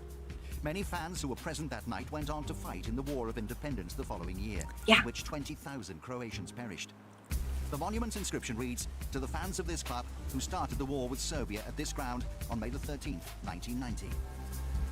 Damn. It says he didn't read the whole of it. In 1990, He didn't read the whole of the thing, but it says to the fans of this club, to the fans of Dinamo, for whom the war started in 1990 and it ended when they gave their lives to Croatia. Because a lot of them went and fought in the in war and then died in 1991, it. Croatia gained independence from Yugoslavia, but the war continued until 1995. 20 years later, Dinamo Zagreb are still going strong. Earlier this month, they underlined their status as the country's dominant footballing force, winning their 17th Croatian league title. True. The club continues to attract a hardcore ultra element, which is based around the BBB. BBB. As the Croatian people await All the of them in arrival of their prison, new yeah, president, it's like- the memories of that night 25 years ago have faded somewhat. However, for the bad They were boys, great to have there's on their still one side for a while, overriding but like emotion right from that now, momentous evening. you need to be a normal citizen. I came home that night with bruises all over my back and couldn't even lie down because I'd been so badly beaten. And they're not really too good All at I being could think normal about citizens, was how you proud know? I was of myself and all of my friends for the way we reacted that night. My own memories of that night are that I felt proud, very proud. Something inside of me had been simmering for a long time. It all just boiled over that evening, and there was no going back. Look at that. Croatia's Kolinda! first female president, Kolinda Grabar-Kitarović, is inaugurated in St. Mark's Square. A country that Kolinda. was torn apart by war a quarter of a century ago appears once again to be united. Oh, Kolinda. She was cute. I like Kolinda. I don't know what was your opinion of Kolinda. I like Kolinda. I thought she was cute. I was chilling. Not every football hooligan gets to start a civil war. Yeah, it's like, it's a dream. It's a dream, isn't it? Ours managed. So, Croatian football fans are better than you are. La Familia. Whoa. Far-right nationalist extremism. Fuck. I feel bebe. Chants with lines including "Death to the Arabs" and "Muhammad is a homosexual" are common. What the fuck? Not every football hooligan gets to start a civil war, but some of them are very desperate to do so. Holy shit. Okay, fair. That was absolutely unnecessary. Oh shit, I saw this. Nigeria decided to intervene. Committee of the Chief of Defense Staff I don't know to what... activate the ECOWAS standby force with all its elements immediately. Order the deployment of the ECOWAS standby force to restore constitutional order in the Republic of Niger. Underscore They its say continued je? commitment I thought it was je. to the restoration of Niger, constitutional Niger. order through peaceful means. That fits though. Direct the committee. That fits. That fits. Foreign troops. I mean technically, yeah. Technically, yeah. I don't know what to feel about that. I'm not sure what to like that could be huge.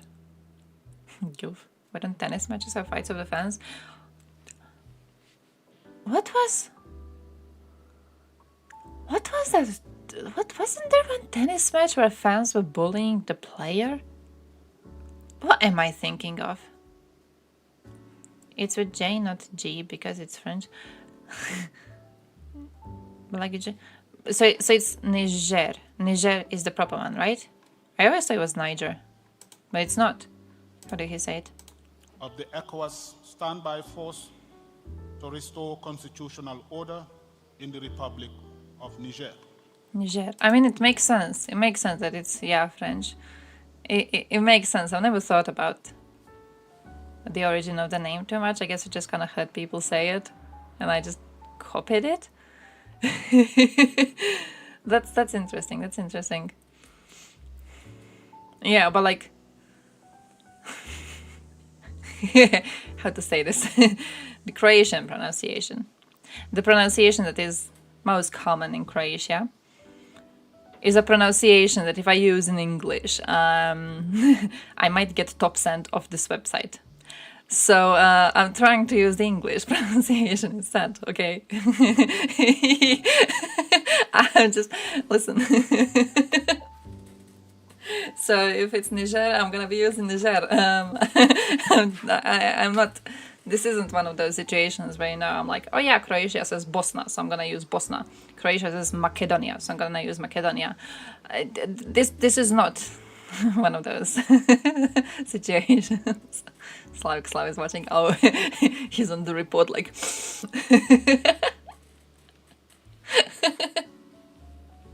No, I'm not gonna fall for that. But Thompson is very careful. Every time he says it, he's like... Talking about Thompson, who was on his stream last night? who saw him try to change the scene in OBS and then accidentally switch it to the 133 IQ flex?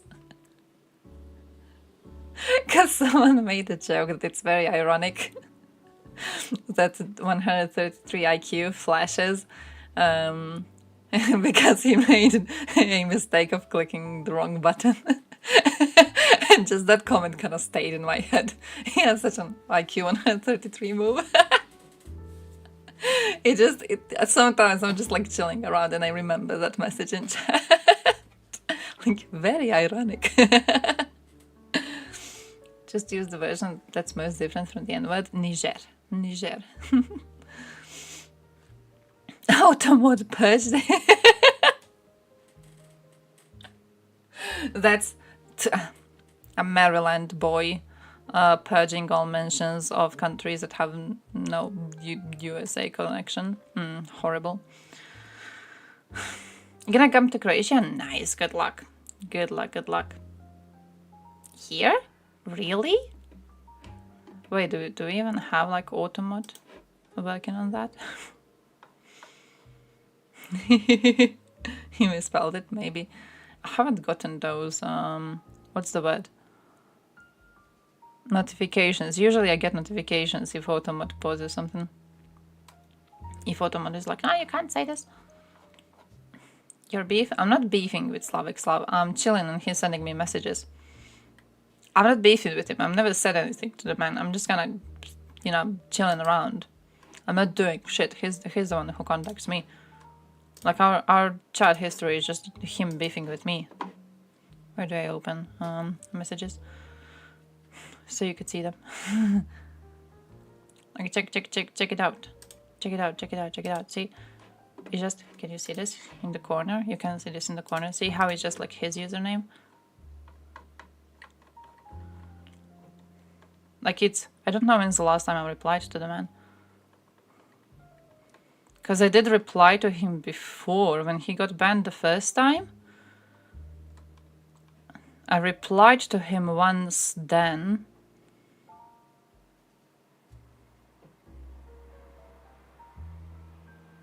Oh, here's me, okay, here's me.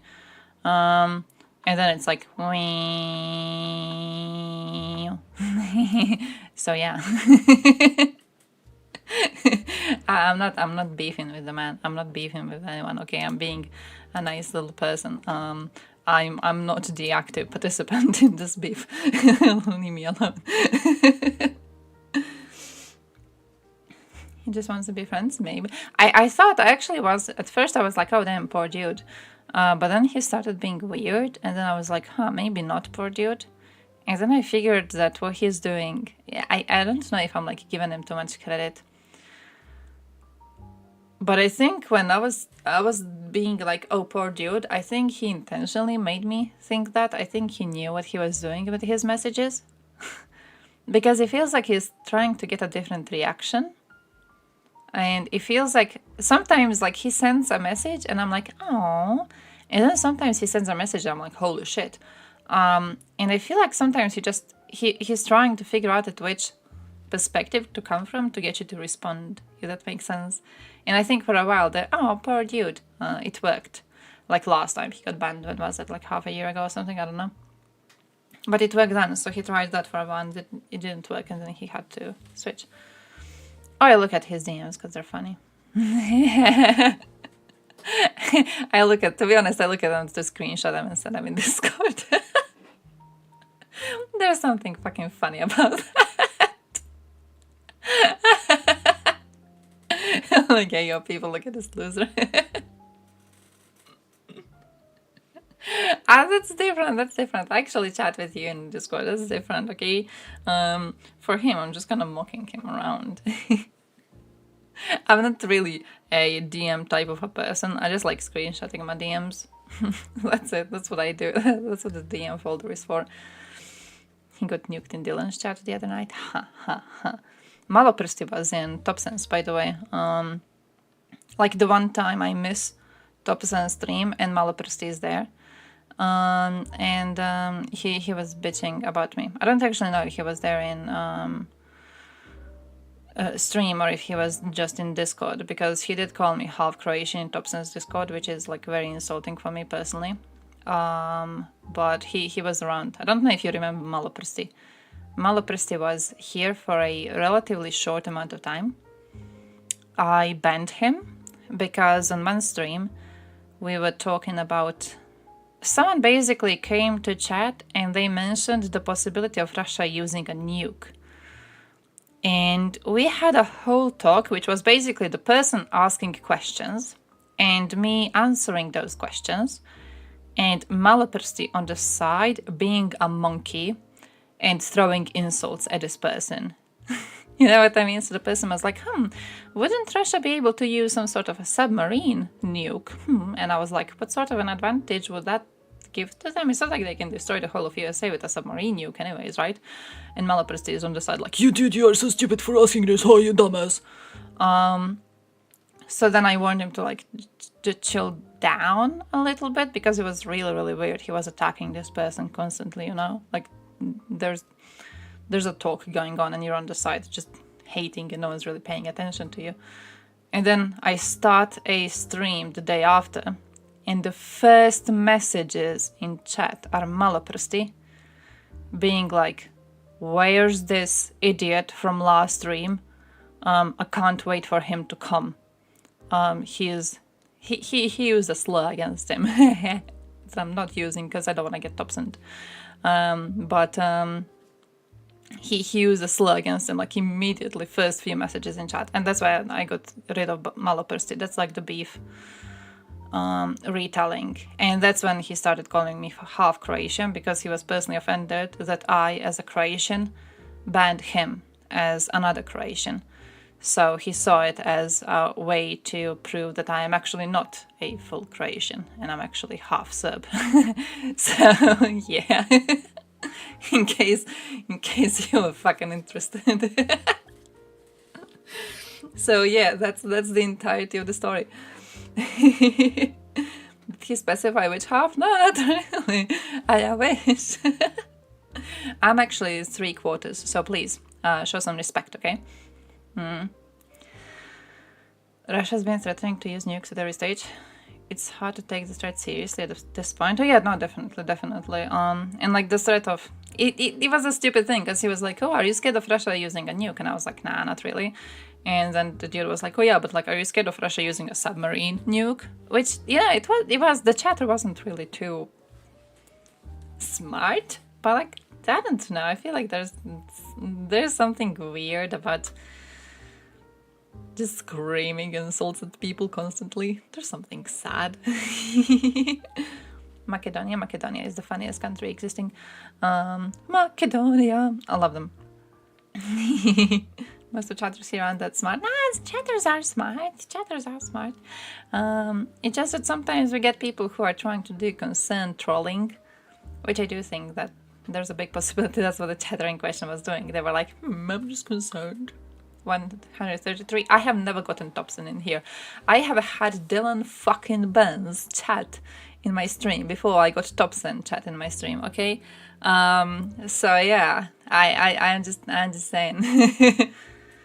You know, if I start pimping out these people, Topson's not gonna be my main bitch. He didn't deserve the title.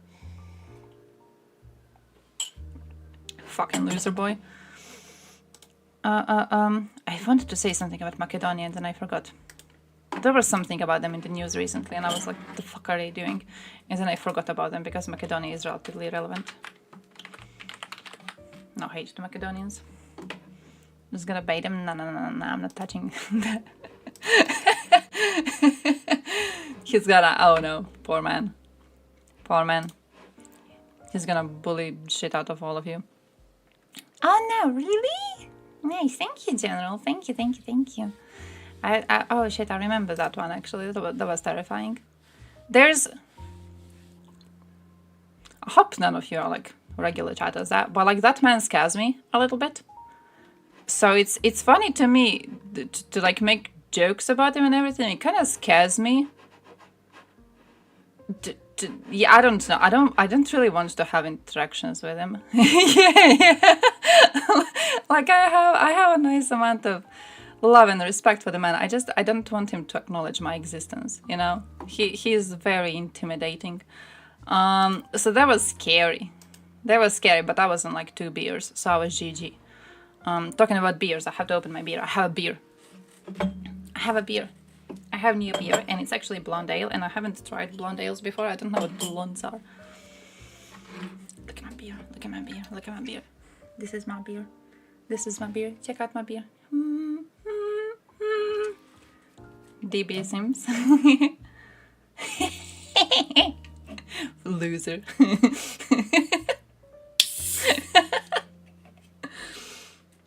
I should make it specifically call you out next time. Whenever someone uses beer count, it's gonna be like DB. Stop lying. No matter who uses it, it's gonna tag you. Visually appealing, really?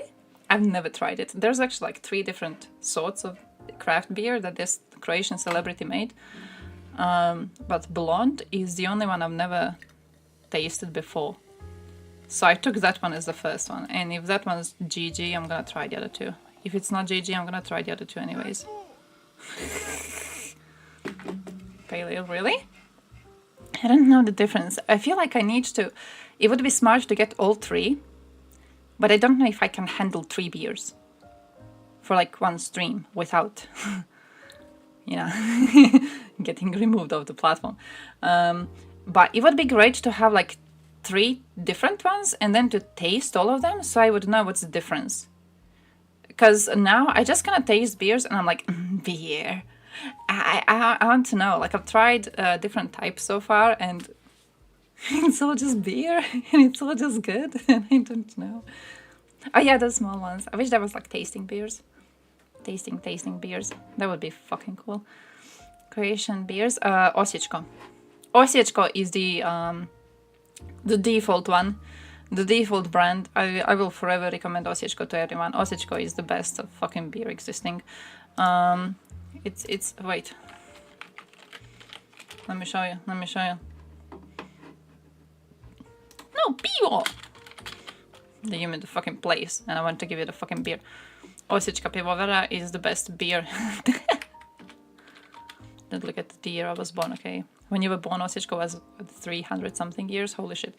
Osječko beer, looking like this. There's like different things. I haven't tried this one. I have never seen this one in a store and I'm very interested in what it is. But I have tried all of these and very good. Very good. GG, all of them. Osječko is the best beer existing. Very mild. Never tried it. Whenever we have tourists here, when the tourists are like, hey, what is a Croatian beer I should try? I always show them Osječko and they always love it. It's the default, I think. It's the default beer. They are very loved in Croatia because of their crni radler. It's like lemon beer, but it's dark, so it's kind of stronger. And I think they might be the only ones making this shit, right? I'm not sure. DB, maybe you know more about this. But I know that they were really, really popular when they made the shit. And ever since then, I've seen them surge in popularity way more than previously. Others have it too. I haven't seen others having it. I've seen them having the normal basic bitch one. But like Osječko is the best one. Osječko is the best beer existing. Okay, just take Osječko. And also, I'm a big fan of Tomislav. But I don't know. I probably need to. I need to get Osječko crno at one point, like the dark one, and then Tomislav to compare it. Tomislav is the strongest beer you can buy in Croatian supermarkets. So that's very, very good one. Karlovačko? Oh, I've never seen Karlovačko version of it. I would love to try it. I know Pan has a radler, and I know I tried it once and it was shit. I don't know why. Yeah, strongest Croatian made. Ooh. We only have Croatian made shit in our stores. I mean, not really technically. But I forgot. Yeah. I tried Pan radler at one point. I remember trying Laško. Laško was the first beer I ever drank, and I think actually the reason why I like Osječko so much is because I was drinking Laško in Slovenia, and I kind of got used to the taste of Laško, And I remember for the first time coming back home to Croatia and drinking osieczko and just being like, wow. And that I just kind of converted me. Big osieczko simp ever since. Oh, nice. Separate. Oh, I need to show you the news. You're not a fan of osieczko? Bro, I'm a huge fan. I could drink all of it. Separate shop for hot spirits, like the alcohol shop. Kinda. You do have specialized stores. We do have specialized stores in a way. Yeah, I need to show you my news on the beaver eater of Kremlin. Listen. Did you know? Did you know that Simonyan's nickname is the beaver eater? Like, I'm actually gonna show you some drama around her and then I'm gonna show you some actual clips. But the first thing, did you know that she got mocked for being a beaver eater? She became a meme for that. Because I didn't. I went to Wikipedia yesterday because I was looking at awards she has gotten, basically. I was trying to own someone in a conversation. So I went to her Wikipedia to look at the awards she has gotten for being a piece of shit. And then one of the recommended links was a Bobrojetka. And I was like, what do you mean Bobrojetka? Eater of beavers? Yeah, eater of beavers. She's a beaver eater. She went to a store and she was like, I'm gonna buy some beaver and then I'm gonna cook a beaver. And then it became a meme and then Navalny used it. Fucking Navalny was engaged in Russian stupid ass internet memes. Yeah. Like actual beaver, actual fucking beaver. Navalny was mocking her for eating beavers and then at one point he was at some sort of a questioning at a court and they didn't want to tell him who was sitting in one room and he was like, well, how do I know who's sitting in this room? Is it an investigator? Is it Simonyan eating a beaver? So he pushed the meme back into the conversation and then he was doing a hunger strike. There's actually images of this. I've saved news on this shit, my dude.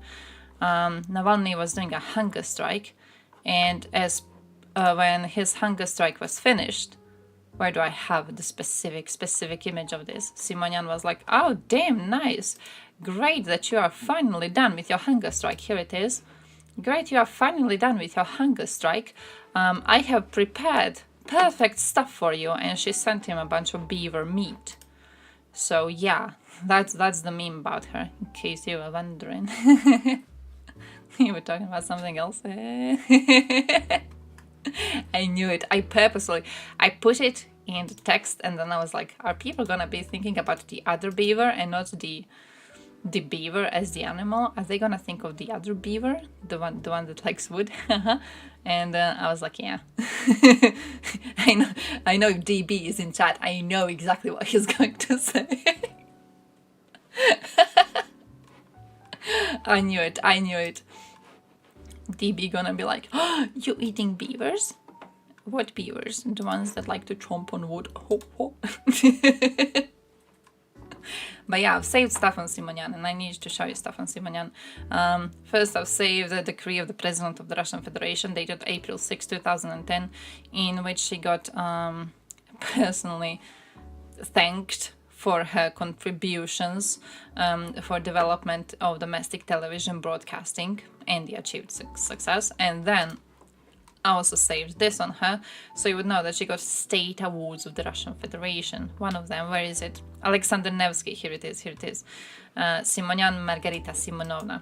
So yeah, several state awards. There's a whole list of them down there. But here's the Nevsky Award. But what is more important is that I've saved more clips of her.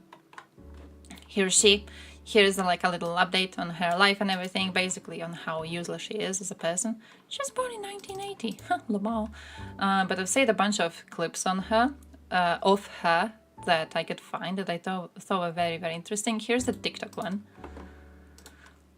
Here's the TikTok one. Они не поддерживаются народами этих стран. Правительствами под давлением, которое даже не скрывается.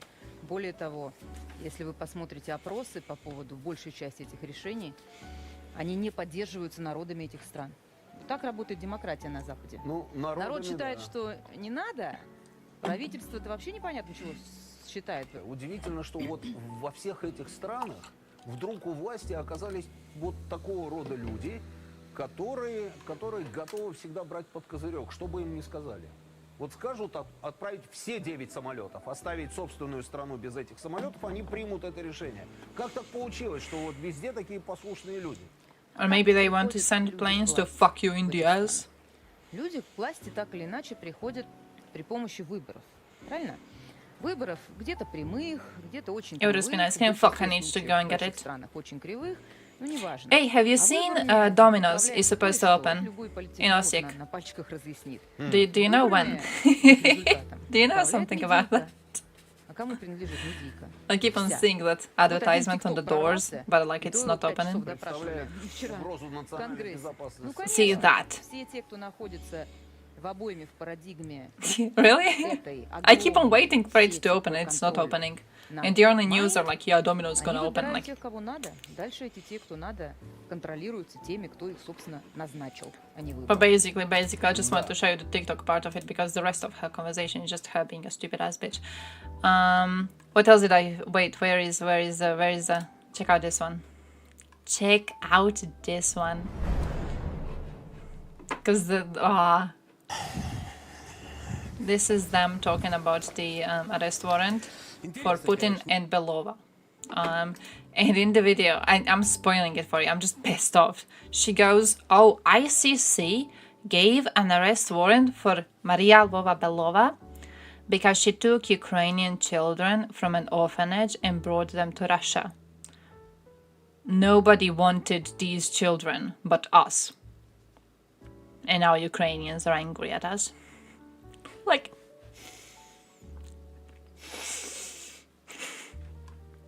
super mid, super overpriced. I'm just very interested. You know, I'm very interested. I gotta try it. It's USA thing. It's American. I gotta try it. I gotta see what it is. I know it's probably gonna be like, I have to try it. Yeah, I'm not expecting much either. I really want to try it. I'm lying. I'm kind of expecting something different. I think we went into... What's the word? There's really lazy pizza choices in most places. Most of them have same shit, you know. Most of them have same shit. I went to... where did I go to? One ship restaurant. And I don't know which one in Osijek. But I went to one of them relatively recently. And it had very unique pizzas. And I was so happy. I'm just planning to go there again to try more of them. I don't know which one it was. I can't remember the name. I know I went to Projekt, but Projekt then didn't have pizzas, and then I had to go to another one. But I had so many pizzas, and they were different, and I loved it. And I'm hoping that's what Domino's does. I'm hoping I go to Domino's, and I see the the ingredients and everything, and I'm hoping that they are different from what you usually have in offer. Because the usual options, after a while you try them all and then it's just boring, and there's a new pizza place opening anytime soon, and you go to it and it has the usual pizza options. Like legit, there's a pizza place relatively close to me, kinda here, and I think they are the only pizza place nearby which has actually like unique options, because they had some like white pizza with garlic and stuff. It was really, really good. But even then, after a while, you're like, bro, I want something new. I want something fresh. It's pizza, you know? Like I remember when we were kids, we were like poor as shit, you know? So when we were making pizza, we would just chunk whatever we had in the house on it. It was like whatever you have, whichever leftovers you have, you find a way to form them into a pizza. There's millions of options on how to make them. Why are they the same in every single pizza shop I enter? Why don't they have some sort of creativity? You can put anything on it. You can put anything on the fucking thing, and you choose to put the same 5 ingredients that are already on every single pizza in the city. It pisses me off. So I'm kind of hoping to see something else in Domino's. Hey, I think it wasn't either of those two. Or the new one in Hotel Osijek. I wasn't in the new one, definitely. I'm planning to go to... I learned one one place in Osijek. I can't remember the name. It's like a fancy ass name. It's a bullshit ass name. It sounds like where rich people go. They have sushi. I'm planning to go to sushi once I get my paycheck. I'm living a poor man's lifestyle right now. but I wanna go get sushi, and then I kind of wanna go there. I need to save the names of those places to go there. Смехотворная эта история с Гаагой. Не хочу ее подробно комментировать, потому что это правда смешно. Претензии есть. Yeah, Franz. It was Franz Koch. За то, что она really? вывезла детей детдомовских, замечу. То есть и так никому не нужных, кроме нас, да? Никому не нужных брошенных детей она вывезла из-под обстрелов, эвакуировала, и теперь за ней будет гоняться Гага. Это что такое? Это такое изуитство.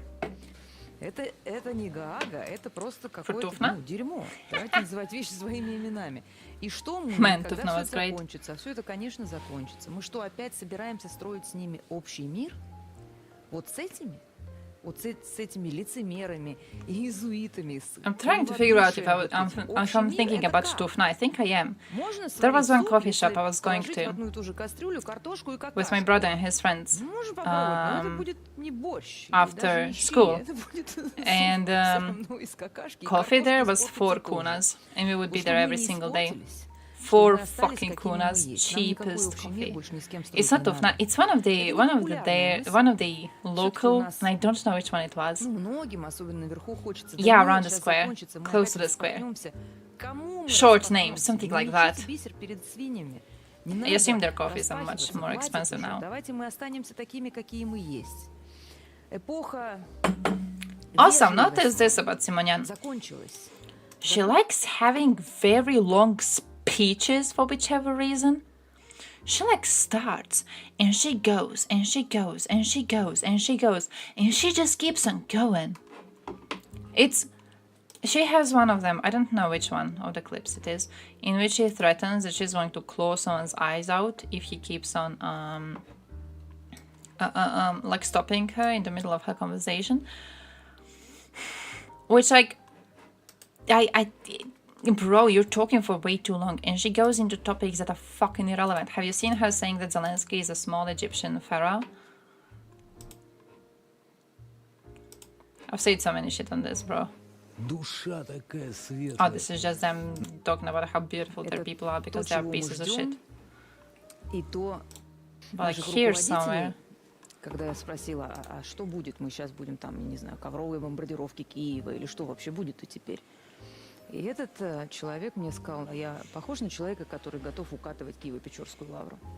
Я прям запомнила эти слова. Мы не готовы и не будем. Это для нас святыня. Это мы, Киевская Русь. Это наша Киево-Печорская лавра. Oh yeah, also the thing, that's what I wanted to mention to you.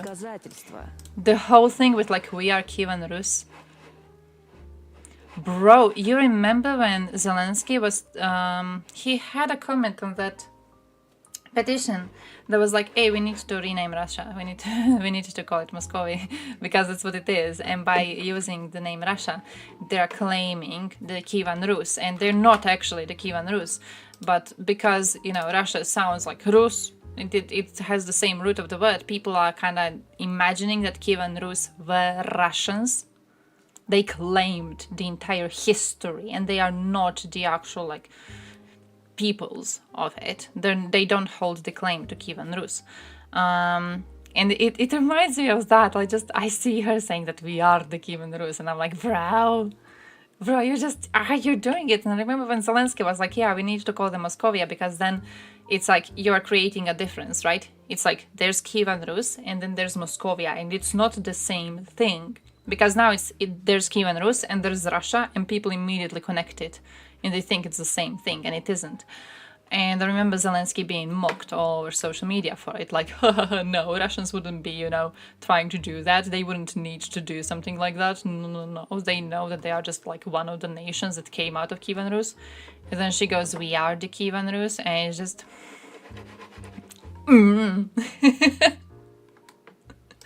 Bro, I was just angry. I was collecting clips on her until like 1:30 in the morning, and then I went to sleep, and I was just angry. Того, что они сами не Monty считают, Python's Flying что это Circus. их. Для них, для самих это ничего не значит вообще. That too. Ну и вообще, Like what? конечно, для верующего человека очевидно, что они просто бесы. И историю они не знают. Никакую. Вот хорошо бы комик Зеленский все бы это знал. Он, может быть, подумал бы дважды, но он же не знает ничего.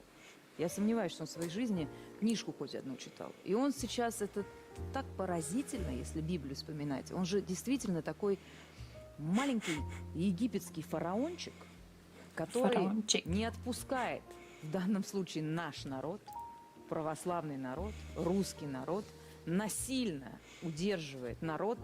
Вот он такой фараончик, и его уже на наших глазах постигают все те самые 10 казней египетских, которые по Библии, по Пятикнижию постигли фараона. Значит, какая была первая казнь? Первая казнь была реки крови. Мы что, не видим реки крови? Вот они, реки крови. Какая еще была казнь? Казнь была гром, молнии и град. У меня такое ощущение, что это писали про нашу установку град. Что вот будет град, который истребит всех людей и всех животных.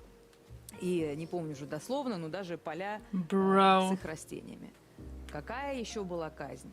Казнь еще была тьма, так называемая египетская тьма. Когда 3 дня сидел весь Египет во тьме, а у израильтян при этом был, как сказано в Библии, свет в их жилищах. Мы тьму что не видим там регулярно, как только летят наши ракеты, как только мы эти удары возмездия практикуем, вот погружается Украина во тьму. И, конечно, одна из египетских казней, самая, наверное, страшная, это смерть первенцев. А что такое смерть первенцев, как не их мобилизация, когда они уже и первенцев, и вторых, и третьих, все свое мужское население, как Карл XII фактически уничтожил мужское население Швеции, и Бонапарт уничтожил и изменил генотип мужского населения Франции, так и у них, что осталось у них с мужским населением? Нам осталось только увидеть, как жабы с неба будут сыпаться, если верить казням египетским. Не удивлюсь, если будет это. Man, I just hate it. I don't know. It's such a I just go to watch this woman to fucking be angry at existence. Talking about being angry at existence, have you seen her talking about how Americans don't know how to have proper sex? Американская любовь признает только один вид физической любви, который называется БДСМ. Я не знаю, можно это слово произносить? У нас уже все слова можно произносить. Но Америка умеет только так. Только садизм, только завязать, связать, рот кляпом заткнуть и терпи, что называется. И когда мне говорят, что вот вы знаете, вы же там, вы милитарист, вообще там, ну что What вы bullshit, but говорите? it says a message. I feel like that makes them even worse. I think she also knows it. She just, you know, when she does the whole thing with like, oh, I was in USA for a while and they didn't allow me to breastfeed because that's illegal there, and you can't call your parents mom and dad, you have to call them parent 1, parent 2. Like she knows she's lying. She knows she's full of shit. She's aware of it. Hey, thank you for the website. Thank you. А что такое наземный воздушный взрыв? И когда вот эти друзья, которые там, ну, наши коллеги говорят, что Sleep is gonna get а как вообще про это рассуждаете, если в этом деле? banned off Twitch again. Сегодня с определенной стратегической инициативой нашей. I'm just fucking angry. I'm just fucking angry at everything. Projectors. I keep on forgetting to do the middle click on it, so then I just click on it because I'm just fucking angry. But I love it. It also I love how she had, like I saved some of the clips. She had, in November 2022, she had a clip where she goes, oh, God knows we didn't want this. I know the leadership didn't want this, you know. And then in December 2022, she goes, oh, even 20 years ago, Putin already wanted to gather the Russian world. He already had the plan to do this. He wanted to defend all the Russians. We were just waiting to have the ability to do it. Like, what do you mean? What do you mean? Also, I love this one. This one was made when they had ammo issues.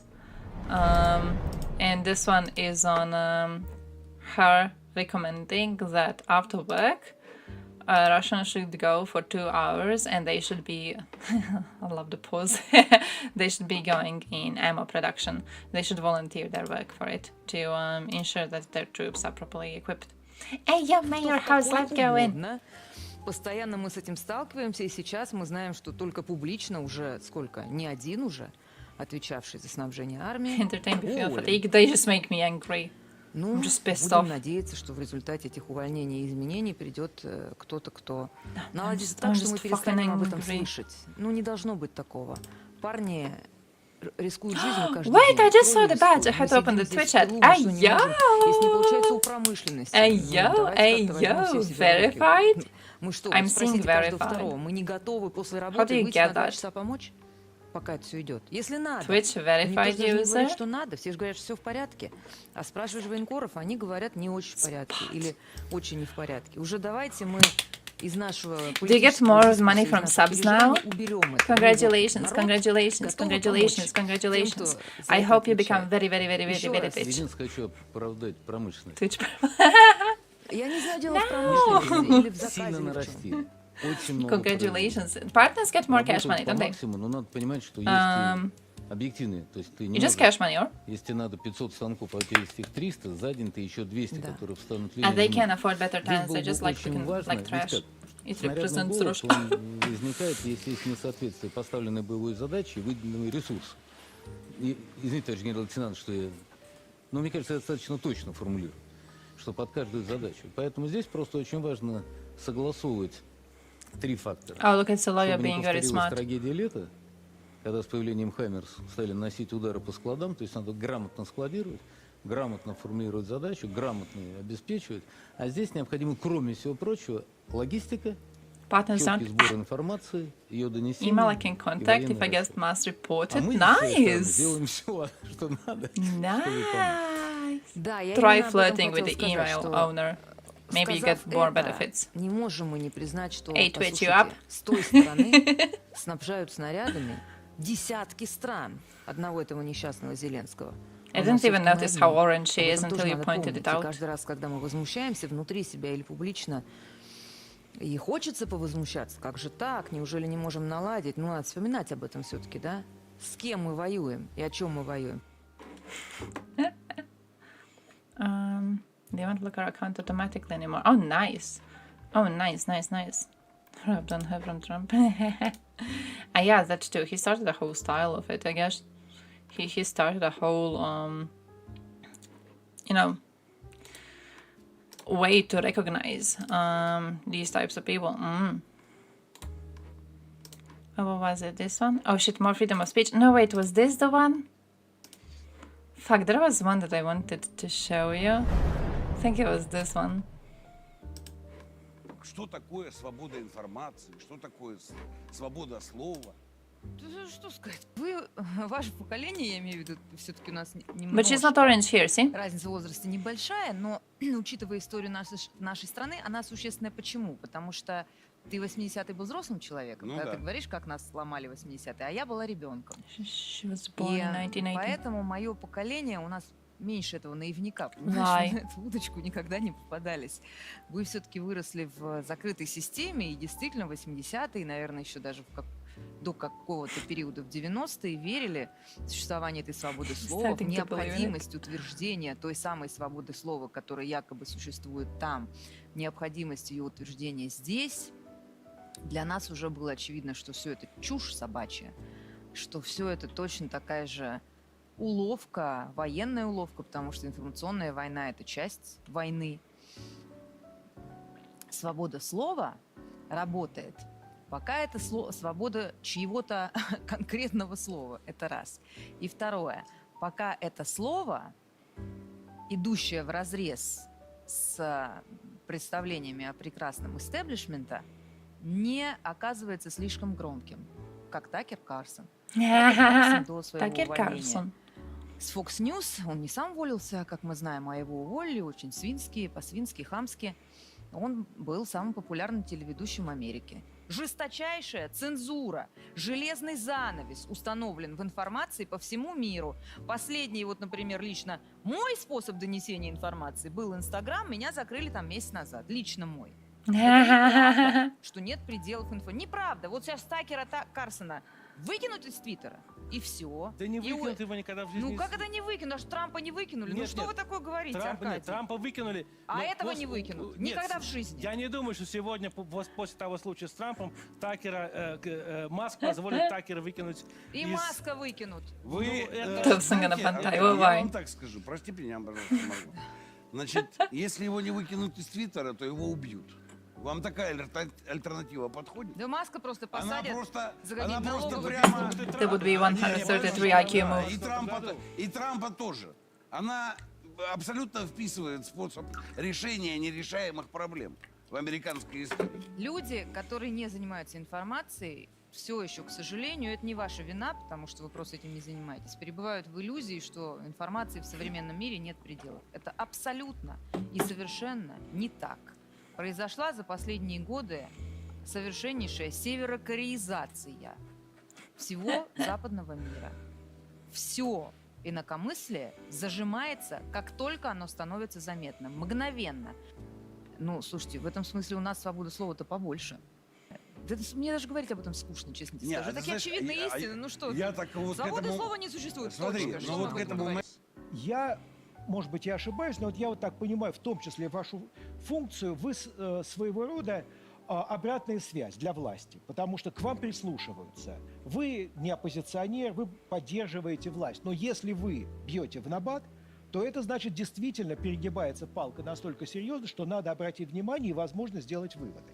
И вот у меня вопрос. Не думаете ли вы, что сейчас наступил момент еще раз в этот набат ударить вот именно вам? Несколько примеров.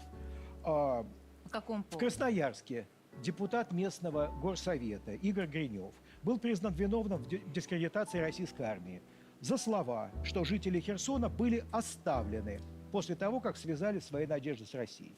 Я в этом никакой дискредитации армии не вижу, я вижу в этом боль и легко могу себе представить, например, вас, что вы на каком-то эфире то же самое с болью говорите. И говорила. Еще один случай, вот это нашумевшее дело режиссера Евгения Беркович. Ее держат в заключении за спектакль, который шел 2 года. Был одобрен всеми ведомствами, Министерством культуры, потом задним числом в нем обнаружили криминал. By the и way, ее вводят the на clip суд в ends way too наручниках soon. как преступницу. I just И, had to let наконец, you know about третий that. пример – дело Сергея Веделя. Это техник, работавший в системе МВД. Его прослушивали телефонный разговор, причем с ним это не было связано. Какое-то было следствие, касалось его начальника. В этом телефонном разговоре он откровенно говорил со своими друзьями и родственниками о том, что думает о ситуации на Украине. Это было признано тоже там дискредитацией, распространением фейков. Его аж к 7 годам колонии приговорили. Там еще был абсолютно орвелловский момент. Поскольку его прослушивали, то следствие заявило, что полицейский, прослушивавший, испытал чувство тревоги, страха и незащищенности. Вот. Получается, что уже в разговорах с родителями, с детьми мы тоже должны свои слова, мысли фильтровать. Но где тогда вот та граница, которую мы переходим и уже оказываемся в тоталитарном государстве? Тут как раз Дмитрий сказал об образе будущего. Вот вписывается ли это в наш образ будущего? И не боитесь ли вы, что если такие дела будут множиться, то наша с вами любимая страна станет просто непригодной для жизни, и, может быть, стоит уже вот вам побить ваш набат безотказно действующий, чтобы власть это почувствовала? Не станет, не переживайте. Если ядерной войной все не закончится, вероятность чего я по-прежнему не исключаю. That was it. That's like it. That's the whole response. It won't become a totalitarian country, of course, if it doesn't end in a nuclear war. Just the biggest fucking letdown, the biggest goddamn letdown I have ever seen. This is like when you watch those dumbass debates and someone makes a really good, really strong claim, and then the other person responds with some like Twitter bullshit joke that they read in one of the comments. It's like that. It's just, it pisses me off. I was so angry yesterday. I saved this clip and I was like, ah. In Russia, the regime is against any opinion that can turn into a trend from the extreme right to the left. She actually talked about something relevant to this, I think. She has this one. There is nothing more frightening than civil strife. It was an interesting analysis of how she views... Oh, Hungary. Of how she views the way that Putin punished Prigozhin for starting a coup. Not just her, but other propagandists also. They didn't see it as strong enough. Which also, by the way, it's kind of interesting that right now we're having a lot of conversations. I'm seeing people making a lot of guesses about like Prigozhin coup being planned and being planned by him and Putin previously to like weed out the Russian generals which are on the side of opposition or whatever. It's interesting to see these conversations because it makes me think that propagandists, I don't know how much they know about anything. Because a lot of their clips, like when you look back at them, they're very, very, very stupid. But yeah, this one. Oh, come on, just start talking. Ну, день вчера был страшный. Такой прям. Когда телефон разрывается, ты проверяешь сообщения, когда тебе задают вопросы, думаешь, что ты знаешь чуть больше остальных. А ты даже если знаешь чуть больше остальных, то все равно всю информацию надо перепроверять, потому что в условиях постоянно меняющейся информации надо еще быть уверенным, что ты понимаешь общий смысл происходящего.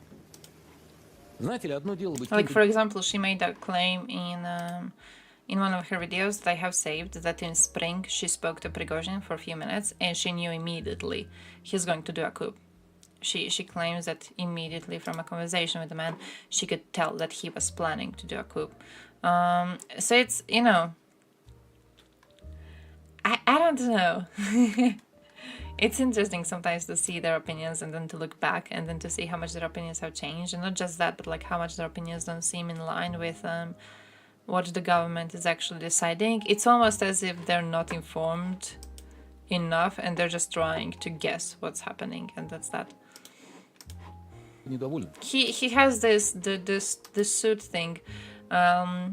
He is trying, in some suits it's more obvious than the others, but he is trying to present himself in a very militarized fashion. So he often wears these like strong types of suits to seem like a leader, I guess, in his eyes. I don't know what he's doing. Другое дело против страны, против народа, против верховного главнокомандующего. Look at this dude. Народно избранного. К счастью, о Думе. Ну, конечно, у меня вчера было полное ощущение. Я готовился к худшему сценарию. Все готовились? Да. А представляете, какой был бы кошмар, если бы там на улицах Ростова и как бы подливали огонь? А, чеченцы с русскими воюют. Да просто трэш. Даже это невозможно. Чеченцы за Россию воюют с русскими. Да, стали бы подливать? Ведь удалось это избежать. Удалось от этого отойти. Ведь все уже заготовочки были, все были готовы, все ждали.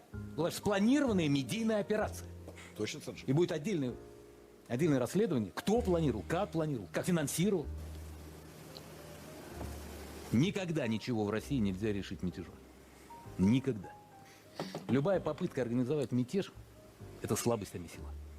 А сила в русском солдате. Но когда русский солдат совершает ошибку, обратите внимание, верховный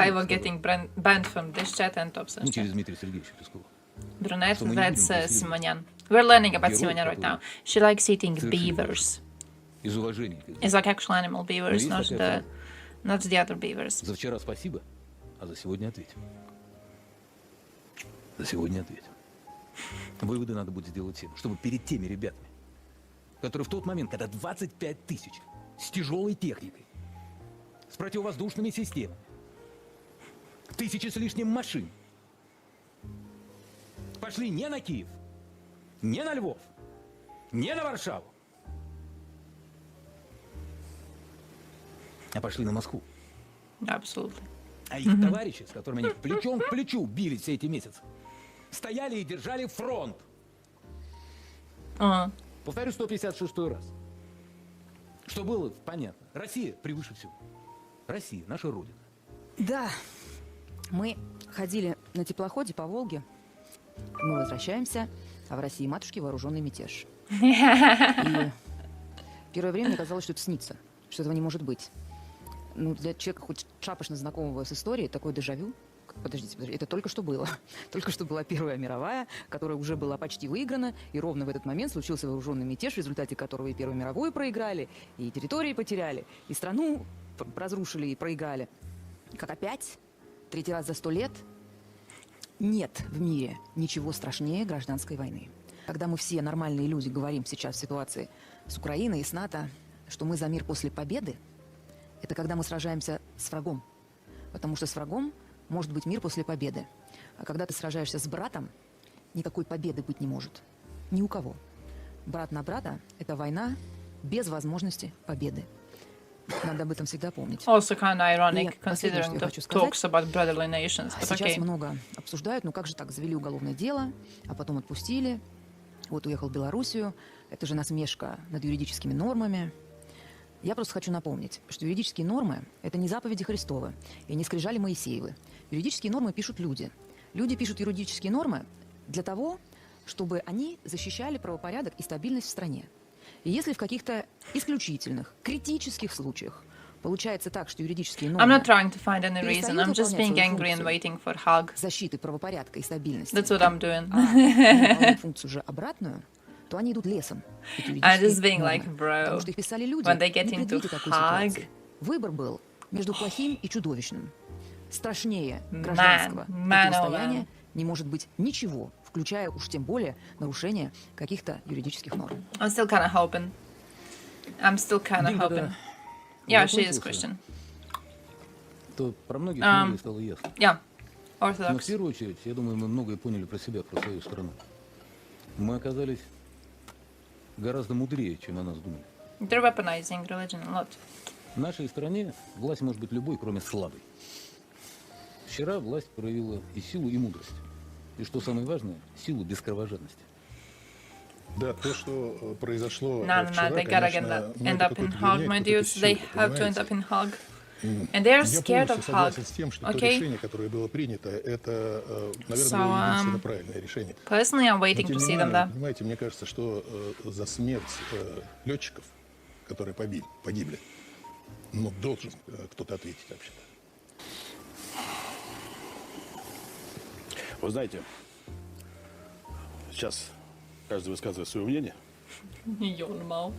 но я I'll settle for a drone strike. жестко убежден в том, что предателей It's, в yeah, военное and, время необходимо уничтожать. you know what, actually, when you say Дело в Putin том, going the что way of сегодня- Milosevic, I spoke to a Serb recently. Do you know they still don't accept Milosevic was guilty? There's evidence in trial against Milosevic. There's evidence against Milosevic on trials that were not trials against him specifically, but they were trials against other people involved in these crimes. There's so much evidence on this, and my dude, they still believe he is innocent because fucker died before they managed to officially say on court he is guilty.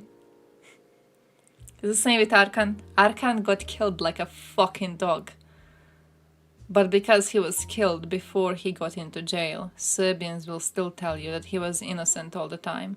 Because there's not like, you know, when you say he was guilty, you can't show them any actual, how do I say it, conviction? Because he was dead.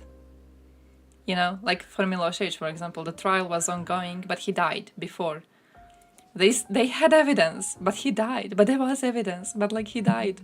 And the worst thing is that there was evidence. Like if you look at the trial documents, there was evidence.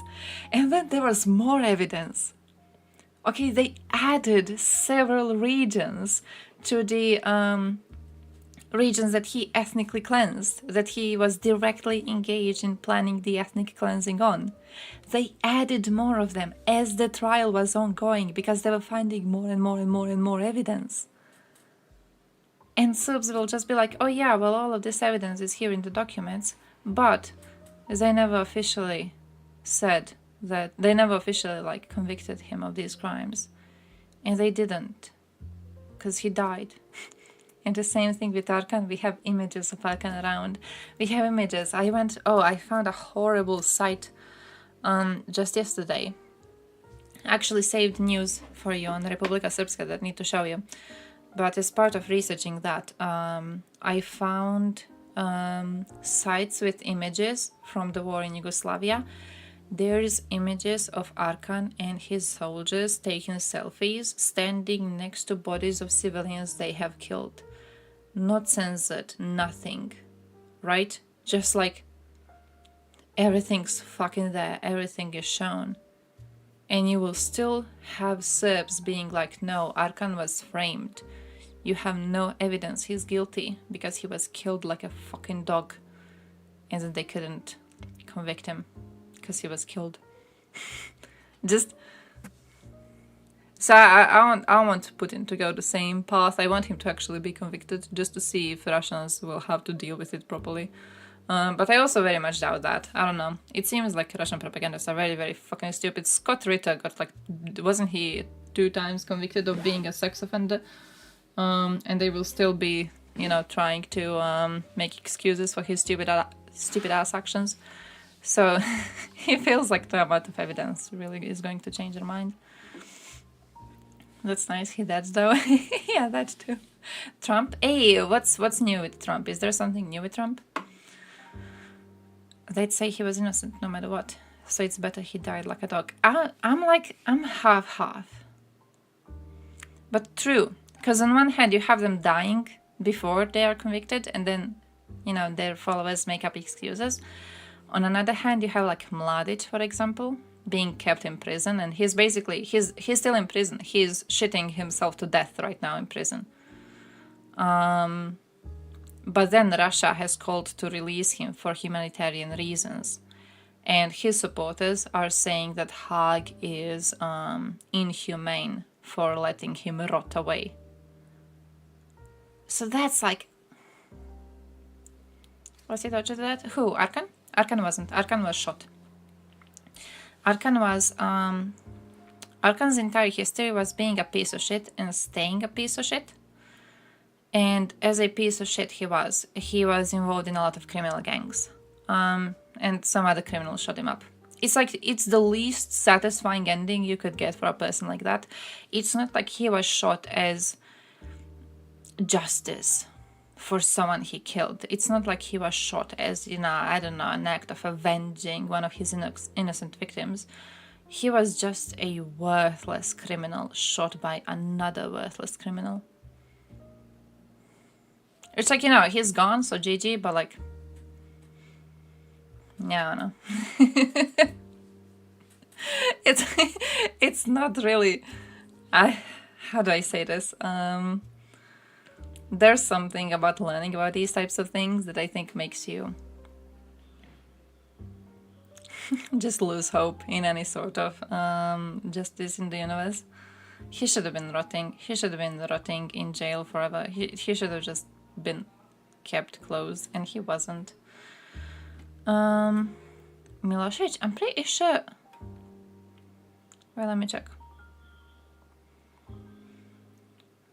I'm pretty sure Milosevic was just fucked up. Oh yeah, heart problems and high blood pressure.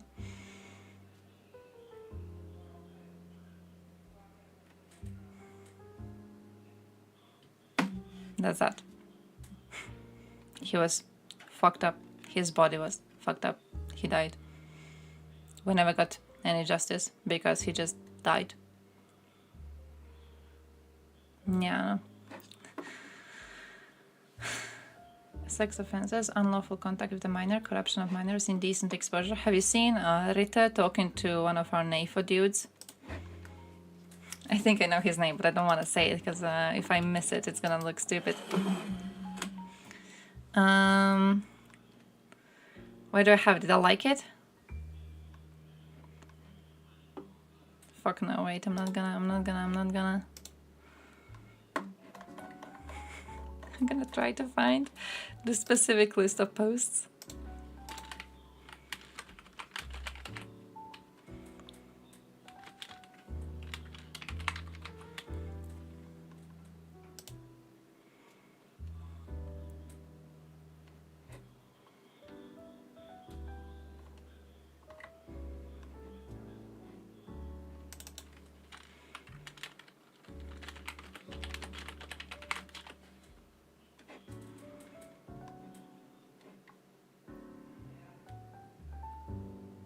No, I need to find it. But I know he was bullying one of the fellas. And basically, it was a stupid Twitter fight. But he was like, huh, you're so stupid because you put an NAFO in your profile. And like that shows that you are a part of NAFO. Which like shows your quality as a person or something, I don't remember. But I know the response from the fella was, huh, damn, yeah, maybe you should follow suit and you should put a convicted sex offender in your profile bio too. So I know what type of a person you are too. And Scott Ritter actually unironically tried to make excuses for being a twice convicted, by the way, sex offender. And I don't know if you've seen the excuses his fans are making. But the excuse they're using is that Scott Ritter is innocent because he wasn't actually speaking to a minor, he was speaking to a policeman pretending to be a minor. So because he only thought he was speaking to a minor, but he wasn't actually speaking to a minor, he's not actually a sex offender, right? He thought he was sending videos of himself to a minor, but he wasn't. He was sending them to an adult, therefore he is not guilty. Oh yeah, fuck, wait, I found a screenshot of this. Found a screenshot of this. Yeah, that he got fact-checked. He went, you don't dispute the NAFO label. The difference is I pled innocent, I am innocent, and I will forever fight my unjust and unlawful conviction. The reader's added context. A jury of his peers found Ritter guilty of 6 charges, including indecent exposure, 3 charges of unlawful conduct with a minor, criminal attempt to corrupt a minor, and criminal use of a communications device. It's like, I wish we could have a shirt with like a screenshot of this. Bro, how beautiful, how beautiful. Oh, if anything good ever happened on Twitter, it's this shit that happened on Twitter. A twice convicted sex offender getting fact-checked on the fact he's a twice convicted sex offender. Just, oh man, beautiful. Worst thing about Milosevic is that his grandson is not part of his party, is now part of his party, so he might relive another cycle. I'm hoping that Serbia is under control right now because a lot of our countries are in NATO. I feel that's the only defense we have, and I feel it's very strong defense. When I say only, I don't want to make it sound like it's not enough or something. I feel NATO is very, very strong, and I feel they would shit their pants at the prospect of fighting NATO. So I don't really feel that they would, you know, dare to do anything to anyone, really. I was looking into Bosnia yesterday, and I've seen a lot of YouTube videos about like the possibility of Serbia attacking Bosnia, and to be honest, I see them mostly as like bait. I don't think it's gonna happen. I know.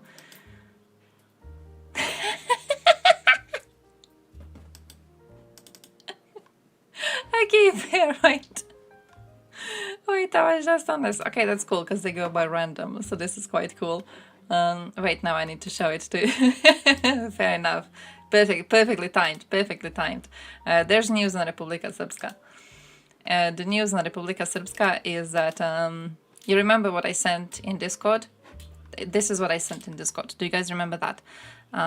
So Dodik was doing a little commemoration of Serb victims of Oluja, which you might remember was a special military operation Croatia used to kick out occupiers from Krajina. Krajina was part of Croatian land that got invaded by Serbs. Milosevic was found by the International Court. He was found to be engaged in a joint criminal organization, and one of their goals was to ethnically cleanse the lands of Krajina from all non-Serb population and to import a bunch of Serbs there to make it a part of Greater Serbia. Okay? So Croatia, at one point, did a special military operation, which was Oluja. We kicked the Serbs out. Technically, not only did we kick them out, they left.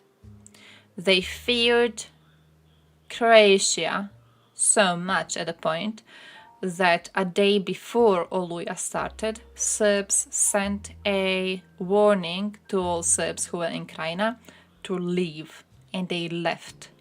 They ran away. Now, there's a lot of things to talk about their path to Serbia. So they were mistreated in Bosna during the entirety of the path through Bosna. They were seen as traitors. They were seen as people who betrayed Serbia by leaving. People were bullying them the entire path. They wouldn't give them shelter. They wouldn't give them food. They wouldn't give them water. There's a video, which I don't recommend you to seek out, but there's a video of Serbian troops trying to go to Krajina to defend it from Croatians, liberating it. And these Serbian troops have tanks, and they drive over Serbian refugees. Just straight fucking over them. There's bodies left there on the streets because these tanks just drove right through the masses to try and reach Krajina to save it from Croatians. When they reached Serbia, the men which fled Krajina, the men were mobilized, and they were sent to fight in Bosna again. Like these people were not soldiers. They were not trained to fight. They were forced to go fight for Serbia anyways because they were seen as traitors and, as if there's no other use for them but to send them to go and fight. So Dodik, of course, likes to spin this into a story of poor little Serbs being bullied by big bad evil Croatia. So first thing, the location of his commemoration is very interesting. We will go through that. But he does a commemoration, and then as part of the commemoration, he has this set of images in the back. And this image right here, he claims this is an image of Serbs who were mistreated by Croatia. The entire collage of images was supposed to be Serbs mistreated by Croatia during Oluja, because the entire commemoration was crying about Serbian victims, right? People on this image are Bosnians.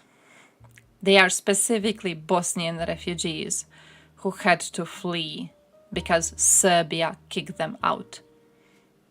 Man did a commemoration of supposed Serbians suffering, and he stole an image of Bosnians made refugees by Serbia, and he used it to lie to these Serbian victims.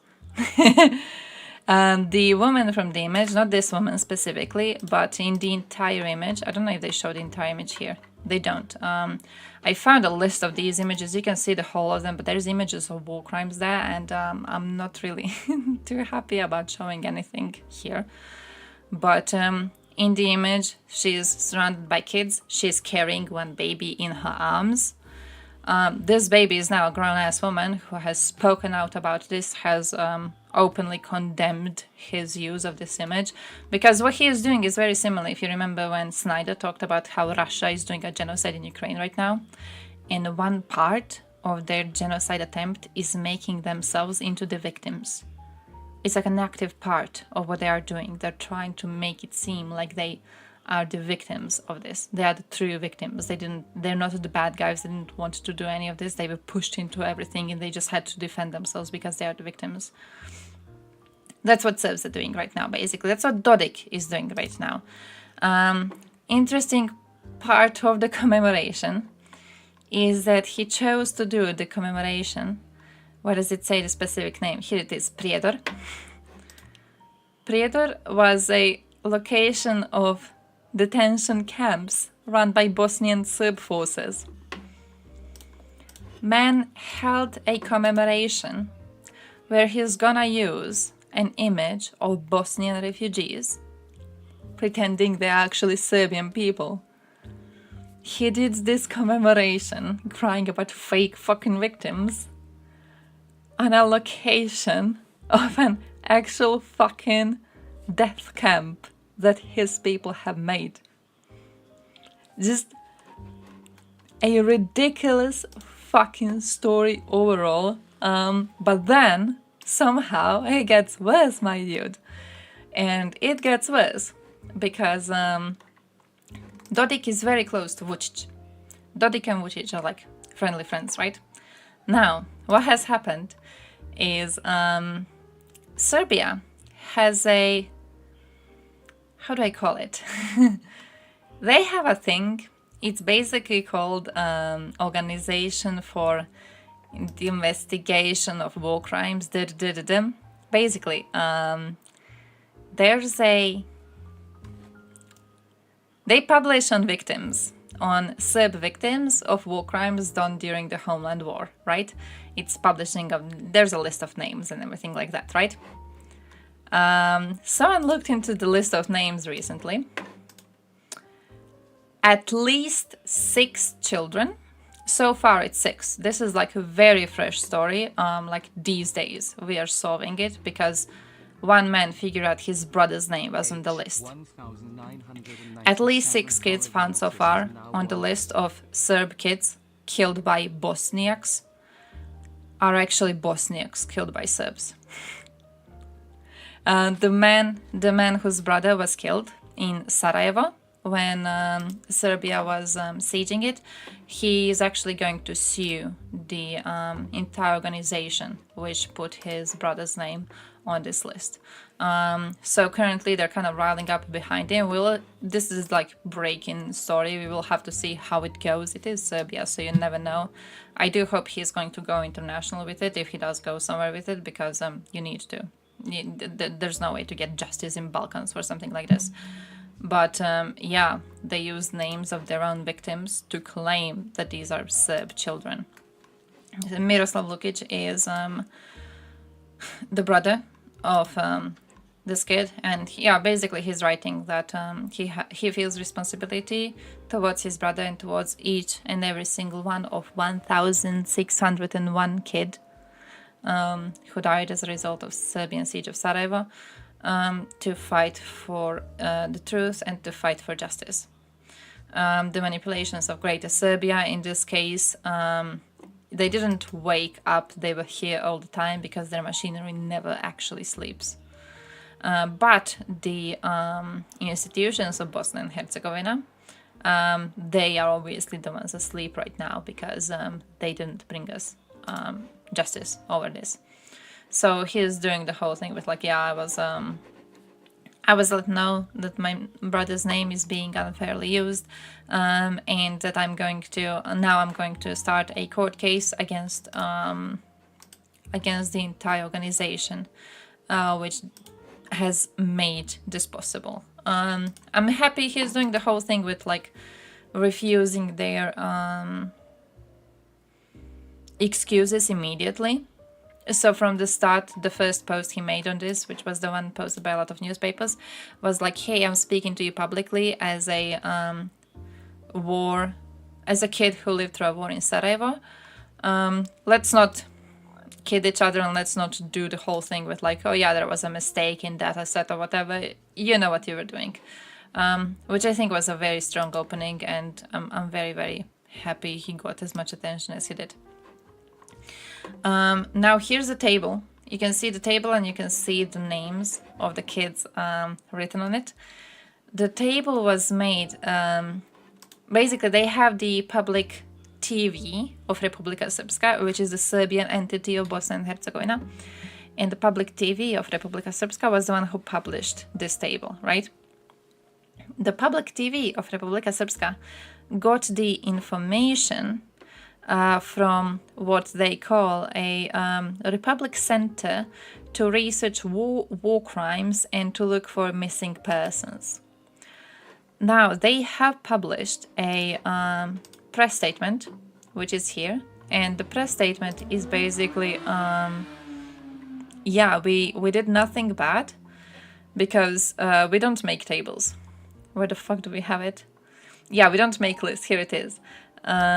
We use different methodologies, and the list that they have posted on TV, it is an Excel table that is an extract from the database used for the mentioned publications. So basically the whole thing is like, oh, this is not our fault because we didn't publish the table in question. The table in question used our data set to be made. So it's technically their fault because they used data that we have because we faked it, obviously. They use data we have on the website and they put it into a table, so it's their fault. It's not our fault for putting these names in the table in the data set in the first place as, you know, sub-victims of this. The last thing I've seen on it is that another kid has been found to be found on the list who was not actually a Serb child but was a Bosnian child. So yeah. We're getting updates regularly. I'm pretty sure there's something fresh new here too. Here it is Igor. Igor's sister was the one who let the Twitter account know about the fact that his name was also on the list. She also saw it on the list. He was hit in one of many mortar attacks during the siege of Sarajevo, and then he passed away because of his injuries at the age of 6 years old. And they're using his name right now to cry about how everyone hates Serbia. So, yeah. Just, yeah. That's what's going on in Balkans right now. On a good side, relatively good side, USA did sanction Republika Srpska. Serbia did say that they are not accepting these sanctions, they're not acknowledging these sanctions. Serbia is pretending that everything is okay, everything is jolly. Luckily though, the sanctions are working, and we know they are working because Germany has ended several projects in Bosnia. Germany has finally decided to pull out. They have threatened to pull out like a year previously. I want to say a bit more than a year, but I'm not sure. But they threatened to pull out of Republika Srpska already. And they were like, okay guys, if you improve, we're gonna stay, but if you don't improve, we're gonna leave. And no one really took them seriously. But now with sanctions happening and with Dodik causing that many issues, they have finally left. They just abandoned all of their projects. Which is a big thing, because if you remember, we talked about this previously, Republika Srpska is going into debt. They have recently had to send diplomats to China to beg China to give them some cash money because they have nothing. They have no way to improve their infrastructure. They are refusing to work with the West. No one else wants to work with them. Russia ain't gonna be investing in you. Russia is not investing in itself. They have no way to get these projects off the ground. So they plan to be working with China, but then there's a problem that Montenegro used to be working with China before, and Montenegro's project with China has failed, and as a result of this, Montenegro is now indebted to China. There's a possibility that Montenegro technically loses a part of its beaches because China may take control over a part of their beach area. They may build whatever they want to build there, right? Because it's technically gonna be theirs, because Montenegro owes them a shitload of cash. Here also COVID was around, so COVID messed most of it up because Chinese workers couldn't be coming to Montenegro. But still, okay, Republika Srpska may be in the same situation. They don't need the infra either. They don't need shit. He's a little bitch boy, Dodik. He's a little bitch boy. He did a speech recently in which he said that Bosnia technically doesn't even exist. In his mind, Bosnia is not a country. You guys know how Bosnia was split, right? I think I talked to you enough about Balkan politics that you probably have it in your head already when I say it to you. But Bosnia is not... Bosnia is basically... How do I say this? Made up of two different entities. Where do I have a map of these? Here it is, here it is, here it is. Okay, here's a map of the entities right now. So what you have is you have the Federation and you have Republika Srpska, right? The thing is that Dodik has said that in his head, Bosnia as a country doesn't have sovereignty. So like Bosnia as the unified area, he doesn't think that exists. For him, there's like two entities. There's the Federation and then there's Republika. But he doesn't consider them in one country as like a valid sovereign entity, which is not only talking against the Dayton agreements, which are currently the only agreements keeping Bosnia standing, but it also speaks more to his will to separate from Bosnia and to join Serbia, because that has been his wish for a very, very long time. He wants to take his part of Bosnia and he wants to connect it to Serbia. He wants to join the Serbian lands. So, yay. I still don't think, I don't want to do a... Yeah, basically, yeah.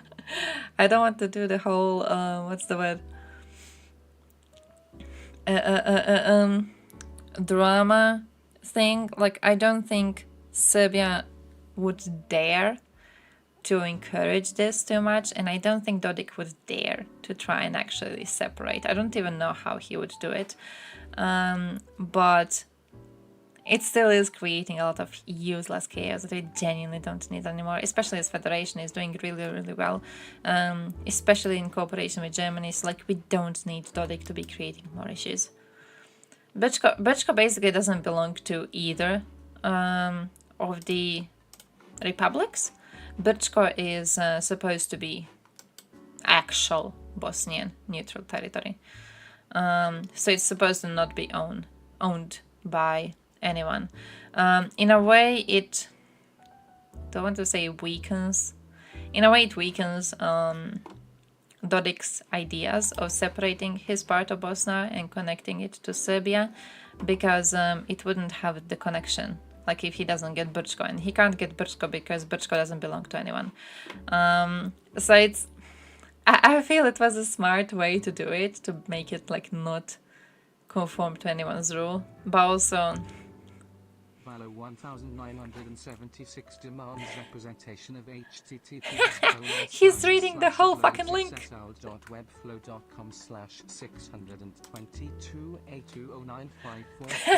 Oh, no. Yeah, saved Rehi's video to watch. Shit, I saved Rehi's video to watch, and we're here now. 280 278 0C3 F2 underscore patches 13-minute P500.jpg. That was beautiful. Thank you very much, bot. Thank you. You are amazing. Where's my Rehi video? Here he is. I'll gladly zoom in to Moscow, because today so much happened in Moscow. It's gonna take a while to get through it, but let's get started. The first big explosion, the first big extremely Look at this smoking case. How beautiful is was this? Optical device plant. This device also is responsible for making thermal and night vision devices for the Russian army. Gorgeous. Extremely sensitive material Russia good. has trouble producing due to the sanctions. Well, this was the biggest plant able to produce such stuff inside Russia, and now it goes kaboom into the space. By the way, so I need smart people. I've seen people allege that it couldn't have been explosion of like ammo and stuff that people have been fighting around, because there has been one explosion and not multiple explosions, and there should be multiple explosions if like ammo or something got exploded. So I basically, I've seen a bunch of people question what it was to create that sort of an explosion, and no one really knows. So if someone has like some proper analysis, I would love to see it, because the accounts that I follow have mostly been like making guesses, but I look at their guesses and then they compare it to like other similar explosions, and nothing of it really looks similar, and they kind of also disagree with each other. So Blue-eyed Estonians? No, blue-eyed people are scary, okay? Arthur is probably, he's probably some sort of, the android made in Estonia to just hate on Russians forever. So I love your bullshit going up. Visualization. So it doesn't work. On this footage you can really see that He's too fast when you put him on 125. I was like, hey, maybe it might be cool, but no. He speaks fast already. power of this explosion, because a few hundred meters My away, kind of a person. high-rise apartment buildings have lost all of their windows, and if you look into the courtyard, you can see the windows with the surrounding support systems on the courtyard. So they have just popped out of the house and fallen onto the courtyard. No windows anymore. There's a shred of mystery over this explosion because the authorities are saying that it started on the boiler room. Yeah, same here, same here. But the locals report drones. And also Is it Ukrainians? Is it Russians? Who cares? Factories of Russia, I Both are good. Something is off here. And on this footage we can see an artillery shell that probably exploded and landed, and now you can see it on the footage. What is an artillery shell doing in Moscow region? We are so used to seeing these shells, but in a civilian world you never see these shells, and if you do, True. there's probably a shell factory nearby. It's good. And after Kind this of explosion, weird. these shells are everywhere. They flew all over. But when you drink more of it, So it's we can actually only really assume good. that they also host At the start I and was like, stored has a different artillery aroma. munitions for some reason. Look how So beautiful it this was a is. full military target explosion. It had a Social different media aroma, and but locals now report about it's 10 just deaths, good. 8 missing personnel and 43 injured. So this was no small incident. This factory produced devices that were Oh, I got used one. in armored vehicles, artillery systems, I was scared it's not gonna be good. Also night vision and thermal visions, as I mentioned. Optical I have like a devices basic that beers in the fridge, but I only Russia have is one in of these huge weird ones. deficit of. And they cannot produce much because of sanctions, but this factory was able to make Only them. one shell? Well, not Could anymore, be. because it's hard to produce anything if your building doesn't exist. I think, yeah, actually, I've seen the video he showed. I think that was also the only video of a shell I've seen. I don't know if there's other videos of shells. I know people have been alleging that Russians have been talking about these shells everywhere. But then, you know. Also made components. Wish for we the could see videos, KA-52 Alligator if it's attack helicopter. This was only the first explosion. As I mentioned, there's one more in the Moscow region, and this one goes even closer to Moscow. In the vicinity of Domodedovo airport, there were explosions, and locals are reporting that 2 drones were shot down throughout the night, and a fire started. Reportedly, a car maintenance service was on fire. The sky over the airport was closed throughout the night, and let's remember, this is the airport that hosts Moscow's international flights. Russian command structure has always tried to make it look like Russia can handle everything and Moscow is untouchable. But when the sky is closed, and your planes cannot land and have to circle around Moscow because the sky is too dangerous to land, this sends another message. So these reoccurring drone attacks, 1 drone, maybe 2 drones every night to Moscow, they're really showing the vulnerability Give us of the more. Russian defense systems, of the Russian anti-air systems and Moscow. And this is still not it with the careless smoking. Actually, more careless smoking happened in Sevastopol last night. Russian authorities claimed that 11 drones were shot or fired to Sevastopol by Ukraine, kamikaze drones, out of which 2 were shot down and 9 were brought down using electronic warfare systems. I mean, this is Russian information, so take it with a grain of salt and assume that some of them connected, because I assume there would be report videos, by the way. explosions and fires, and they couldn't sleep peacefully. Now I'll zoom into the northern region of Crimea, where drone attacks are occurring every night, and Russia has stopped reporting about them because reporting about them means that Ukraine is able to shoot drones and missiles to Crimea all the time without any punishment. And half of the time Russia is unable to shoot them down or use electronic warfare systems on them, so reporting about these attacks reduces the image of effective Russian air defense systems and overall that Russia is in control, which they're not. And Ukraine is of course not reporting about the attacks because of OPSEC. So how do we know about these attacks? Because locals are not sleeping peacefully. That's the #1 source right now. We know Now, my because we friends, see the them most exciting cry. area of the entire front line for me actually is Oh yeah, the same here. Kasashkilaheri new bridgehead that Same here, Ukraine my man. developed a few days ago, and it is added on this map as you But can this see. this New is so yellow good already. area on the Russian I never occupied would have side seen of any of this Dnieper coming, to be River. honest. right next to This too. Kazakh settlement, and it's a pretty big area, as we can see. There are some waterways here. It's a wetlands. You cannot really transport any heavy equipment onto this ground because it cannot carry it, but infantry is good enough. Now, we have more information about this, and for sure now we know it's about 50 to 60 Ukrainian Special Forces troops, which is unfortunately not enough to do anything major, but it is enough to make the mobilized Russian defensive troops here flee, which they have done. See, Russia held the Desantnik forces here. They're semi-special forces.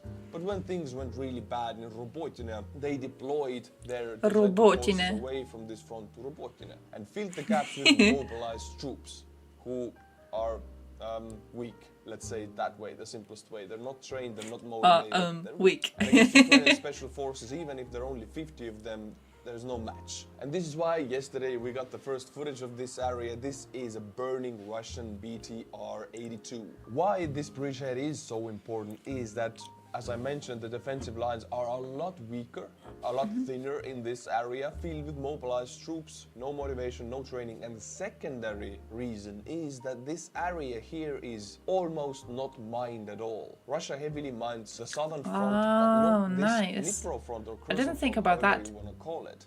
It's somehow mined, but you cannot even compare it. Skade. If any kind of breakthrough would happen around this area, it would be very fast and quick because mines saw something in stop the Skades tempo yesterday. of the advancing Ukrainian troops. Unfortunately, for any kind of advancement, you need Oh yeah. which is not possible yet. Всякие бреки езда.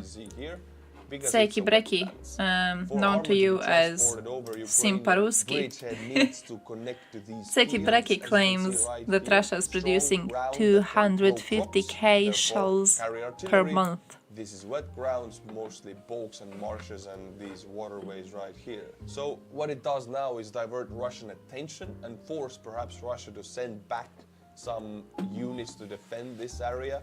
But as of now, I don't see any kind of future push from Ukraine in this area. But if it happens, I'm very positively surprised. Ukraine is seriously drawing Russian attention. Here goes European Union shells production 4k a month, USA 15k, Russia 250k. Drawing yet more Russian attention into the area. They're making it look like they're starting a heavy push in the area, which by my information right now is yet not possible. Okay. But they're sure making it look like it, forcing Russia to deploy more reserves into the area, which is the goal.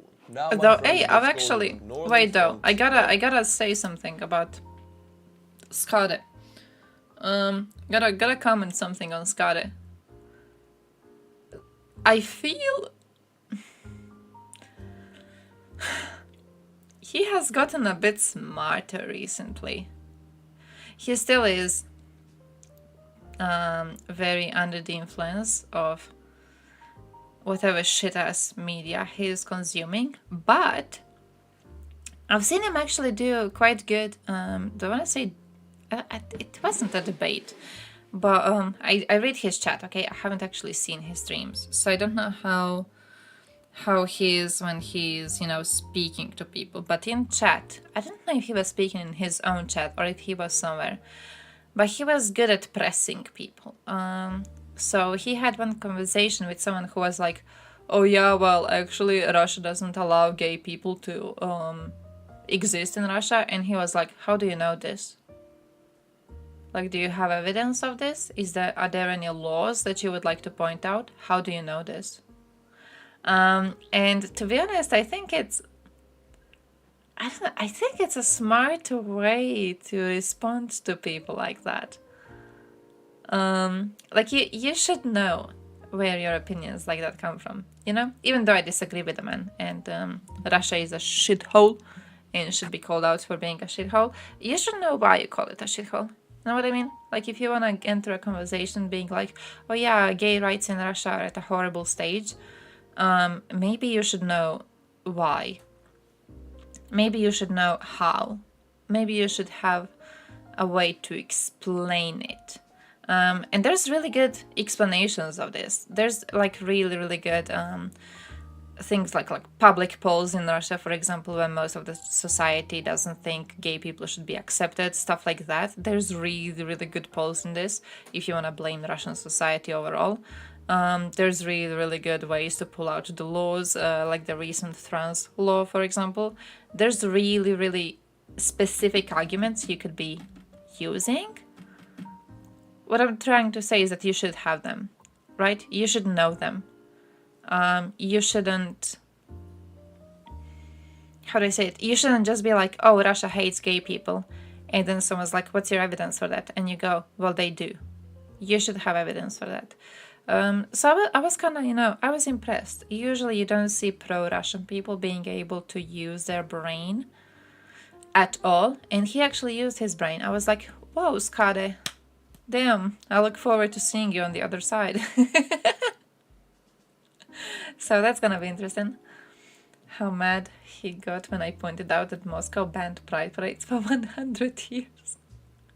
It's almost like when you speak to a tanky and you show them like what people in USSR thought about LGBT people and what sort of laws they had. I have one of them saved somewhere. Holy shit, I wanted to make a file on this.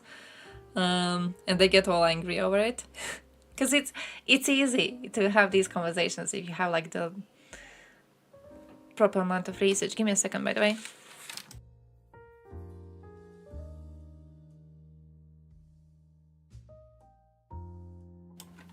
But yeah, it's easy to have these types of conversations.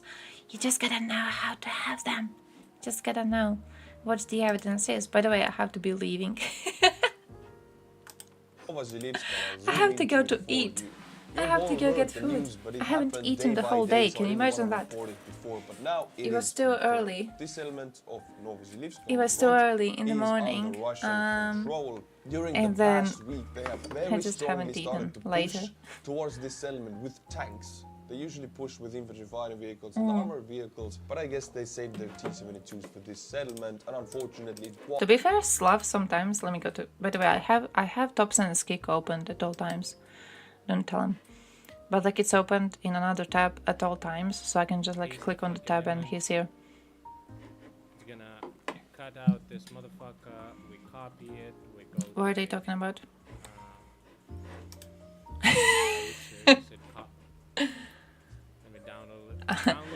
133 IQ, my dudes.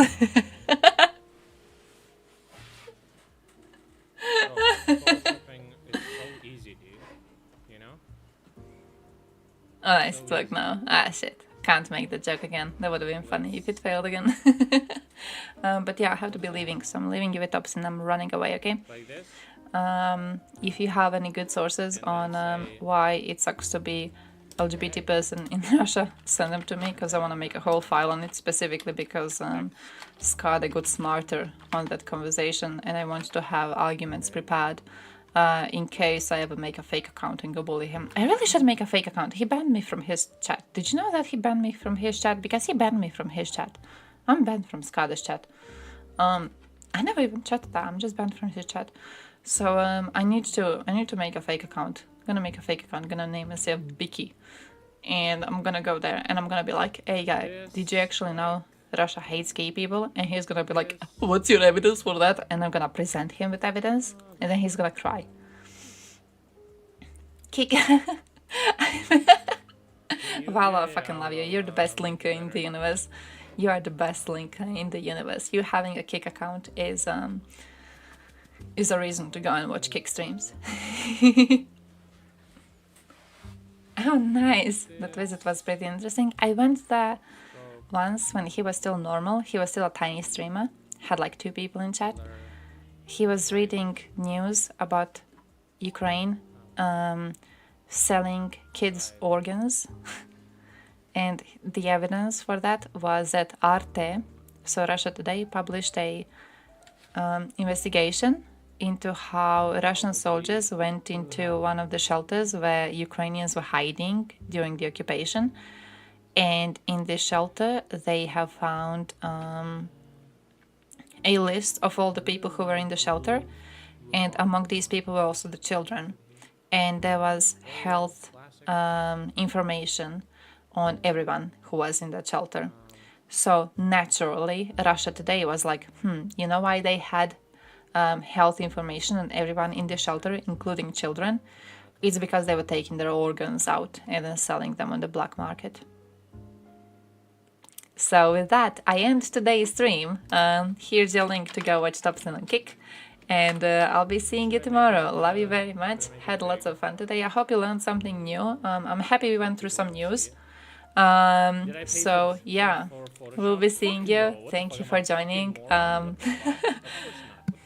Stay strong, my dudes. Good